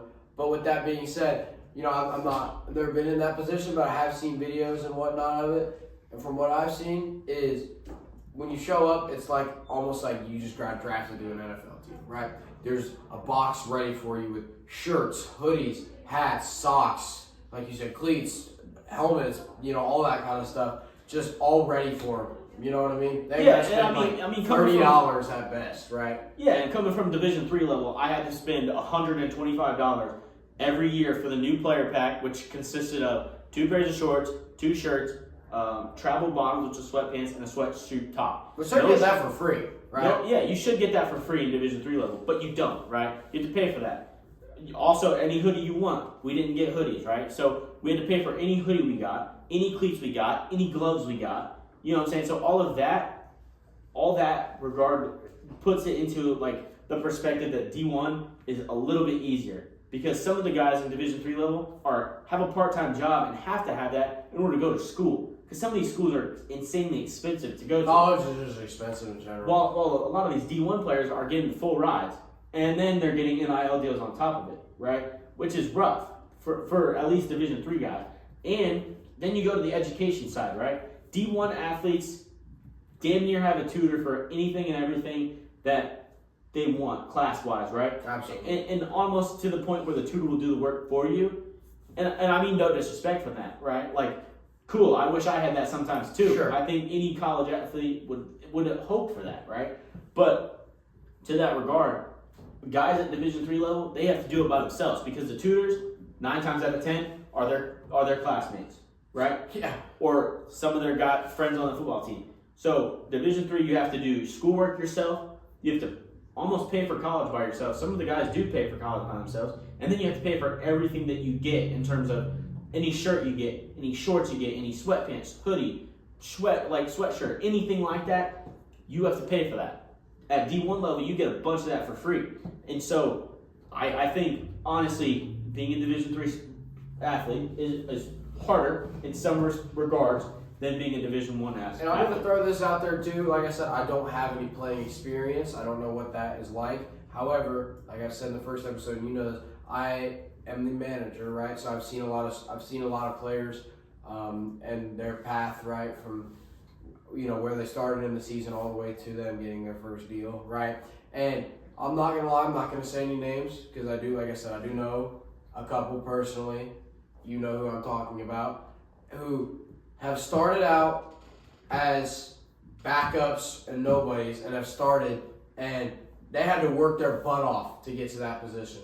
If you know what I'm talking about, you know who I'm talking about. And now they're going to play D3, and it took all that work, and they only got D3 when there's people I think that are going D3 that deserve to go way further, D2, D1, right? However, I'll say this, from some of the athletes I have seen that are going to D1 schools, everybody around them at the schools and on the team, they just get treated differently just because they're going to go play D1. You understand what I mean? Like, you get that different treatment even before you're on there. Even when you're just set on that pathway, you're getting the different treatment already from the start. Do you understand what I'm saying? Yeah, and I mean, you get the different treatment in every aspect of life, too, right? Because you're a D1 athlete, so guess what? We can see that logo on you and we know what it means, right? Especially if it says, like, Alabama football or whatever, right? Like, they're going to know that you either play for them or you're a fan, talk to you, find out for 2 seconds if you play for them or not. And guess what? At that point, you get treated twice as different as anybody else. You could be in the same state, Alabama small school, D3, whatever, right? And a D3 athlete walks in or a D1 athlete walks in, I'll bet you 90% of the time the D1 athlete gets treated twice as good as the D3 athlete. Oh, I would be willing to put money on that. I mean, and so back to the NIL though. This is a huge step forward for all Division the players, III. all the colleges. Yes, very exciting. I know you're part of that, so that's very exciting for you. Well, it's you know what I it's mean. definitely a great way to get our guys paid and to keep them coming back and to also like help recruit a little bit more because now we are on this and not all D3s are in it yet, right, or in the system yet, but the ones that are can use that to their recruiting advantage, which is super helpful to some regard, especially if you're trying to snatch a talented guy from an Ithaca or Endicott to come to a smaller school like Greenville or Anderson or any of those universities that are smaller. Like, it will help if Endicott and Ithaca are not part of this, but I'm 90% sure that they're jumping on the trend too, like we are, because that's the only way you're going to survive in today's world is to jump on the trend. So, do you have any final regards on the NIL? Like I said, not really. Like I said, I'm not part of it, but I'm very happy for you. And like I said, and you know this too, I know a lot of people going into D3. I know a lot of people I've just seen sign contracts and where they're going. I'm very happy for all of them. I mean, I guess my final thoughts is it's exciting, right, for all the athletes and all the colleges. So yeah, definitely. So, I mean, NIL is making its way, right? So, with that being said, NIL does buy jerseys sometimes, right? And fundraising money does buy jerseys. So, this is the fun segment that we talked about at the beginning of the episode. So, we're going to do a top 5. It's different. So, I have 5 college basketball jerseys that I've picked out, and he has 5 college basketball jerseys that he's picked out. And we're going to blind rank them based on what we think looks the best and the coolest. So, I'm going to have you go first, if that's cool. You want me to go, show you mine first? No, I'm going to show you yours first. So, okay, cool. We got the fancy dancy whiteboard right here. So, he's going to pull up his images. Let me get these set up real quick. Here is your first one. It is the North Carolina. Oh, okay. Jersey. So it's like it's the basic powder blue. Yeah. Okay. It's going basic on this one. And you cannot change them once you have them on there, so keep that in mind. I'm going to go with number 3 on that. Number three for the North Carolina. All right, next up. I just don't want to do it, but the diamonds on the side and the squares on the side are so iconic. I love those. I'm not gonna lie. All right, next one. It is one of the top jerseys. It is super cool. So Definitely. I will not lie. All right, next one. This one is real random, but I love personally. I love this one. So we got the Texas. This is a different Texas one. I don't know what The Texas Whites, brother. I don't know. Well, it's probably got an actual name, like an alternate or something. But That's very basic. I like it. I don't think I love that that they letter have. symbol there. Yeah, I'm gonna have to go with 5 on that. 5. Holy crap! You're going 5. Yeah, I'm not. First of all, I'm not a Texas fan. Second of all, that's very plain, and I just can't get Sometimes behind it. plain's good though. Yeah, like North Carolina's powder blues are plain, but they're pretty tough. But Oh, that shit. Texas white, I don't know, man. Just doesn't do it for me. I think you've got something hidden in there too. That's gonna be like a great jersey, and it's like number 5. You're gonna show me. Maybe. So The next one is probably where I think your list is gonna get a little messed up. Got a random Duke one. Duke blue, Just all blue and white. huh? I'm gonna have to go. Can't change it. I think I'm gonna go with 4 on that. Just because I already.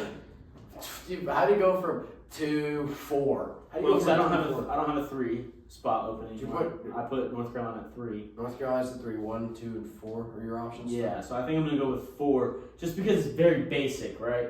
I get basics good sometimes, but I think there's a lot of other basic uniforms that you can get that look better than Duke's, right? Because their white one I think is better than that. Well, the all Personal blue Duke. opinion. So I'm gonna go Duke at 4. Duke at 4. I'm hoping that you didn't put 2 terrible jerseys for the last 2 picks, because then I'm cooked. But I think one of them you'll definitely like. One of them I don't know about yet, but we'll see. All right, here's the next one. what do we got? Black and gold Iowa. Oh, I'm going 2 with that one because honestly, the black and gold is just so iconic. It's beautiful. It really does pop perfectly. So I'm gonna go Iowa at 2. All right. So is one left. Yeah. What's my number 1? I think you're actually going to be okay with this. I probably should have waited and done this earlier. But you know, I'll just show you while you do it. Oh, Notre Dame Classics. Yeah. I don't know. I actually probably should have put North Carolina at 1. I'm not gonna lie. Really? Yep. What would you switch then? Let me see your final rankings. We'll show them. I got Notre Dame 1, Iowa 2, North Carolina 3, Duke 4, Texas 5. There you go. I'll bring it a little closer so you guys can see this. There you go. I'll put it on the screen too because I'm probably holding it pretty bad. But Notre Dame at 1, Iowa number 2, North Carolina number 3, Duke number 4, Texas. If I was to switch it, my ranking would go North Carolina at 1. I would put Iowa at 2, Iowa staying. Notre Dame at 3, Duke, Texas. Duke and Texas. I think Notre Dame's uniform is way better than Duke and Texas. I definitely would agree with you on the Duke, Texas. Oh yeah, I could probably say the same thing for that. So, all right, let me go ahead, or why don't you go ahead and show me yours now? I'll do mine, and I will put all those pictures on there so you guys can get some good looks at them too. Even though you guys would have already seen them by then. I was done. Yeah, it's on a live stream, pal. Yeah. Here, let's keep both of the lists on here. We're gonna keep it on there. All right, here. I'll put it on the right side of it. That way it's Yeah. So. All right, here's my rankings now. Here, hold on. This is all gonna get cut right here. We're gonna cut it. So we're gonna. Are you ready? For the first one. Yeah. Okay, so for my first one, we're gonna go with the Irish Gold. The Irish Gold, huh? Mm-hmm. I like them, but I'm scared. I'm gonna say the same thing. I'm scared there's gonna be some oddball ones like thrown out at me. I'll play it safe. I'll go 3. We'll go 3 because I don't know what's gonna be next. Okay, you ready for the next one? Yeah. We're gonna go IU black and red. Not a big IU fan, but I love the black and color jerseys for any team. I love it when the 49ers in it. Oh, the blackout's tough. I'm not gonna lie. I love the blackouts for everything. That's why I got that Miles Turner jersey because I love the blackout Pacers one. I'm so scared. Talk me through the pick. What are we thinking? It's definitely going to 1 or 2. Okay. But I gotta decide because I'm scared to put it at 2. We're gonna come down to it at the end. You're gonna give me some piece of crap like I don't know, like some random alternate throwback one that sucks or something. So, all right, super hot one. I'm gonna go 1. Okay. We're gonna go with the Duke blackout. See, this is where I screwed you right here. I'm not gonna lie. A lot of my jerseys are blacked out. Ah, bro. I'm not gonna lie. But But you kind of screwed me up a little bit now. Oh, I do think gosh. that the Duke one's better than the IU one just because of the way like the IU logo was at. You know what I'm saying? Yeah. Here, I'll go back to it for you. Let me see. Because they put Indiana under the number on the front, whereas with this jersey, with the Duke blackout, the Duke's on top like it should be normally. Well, that's gonna mess this list up a little bit, but that's fine. You said there's multiple blackouts then? All right. I mean, we've already had 2, so. We'll go. We'll go 4, I guess. Okay. I would have probably changed that, but that's all I can do. We're cool with that. All right, we got 2 and 5 left. 2 and 5. 2 and 5. 2 and 5. We're gonna go with the Notre Dame Luck of the Irish jerseys. Oh man. I think you cooked the list because the last jersey is kind of tough. I'm not gonna lie. I think But I this like. one's kind of tough, and all I'm gonna all be the jerseys really are honest with you. really I think I like the gold ones more than those. good. Okay, So- that's fine. I'm gonna put those at 5. This is his blind reaction. So blind ranking, obviously. All right. All right, you ready for the last one? Let's see what my number 2 is. I definitely probably screwed this list up. Oregon blackout. That's Black and okay. Yellow Oregon jersey. That's kind of tough. I'm not gonna lie. That's a good jersey. It has to go at 2, obviously, but was it where I would have probably put it? No, probably would have put Duke up higher, but it's not bad. I mean, the list isn't horrible. Yeah, honestly, my list for this would be the Notre Dame gold jersey at 1. Obviously, I would put the. Honestly, I'm willing to put the Oregon at 2, the Duke at 3, the Luck of the Irish at 4, and the IU at 5 would be my list if I did it. Well, there you go. Number 1, I had the IU blackouts. Number 2, I had the Oregon blackout. Number 3, I had the Notre Dame gold one. 4, I had the Duke blackouts. And number 5, I had the Notre Dame Luck of the Irish. Is that what it's called? Yep, the Luck of the Irish. So there you go. There's our rankings. Here, you clearly can figure it out, but here.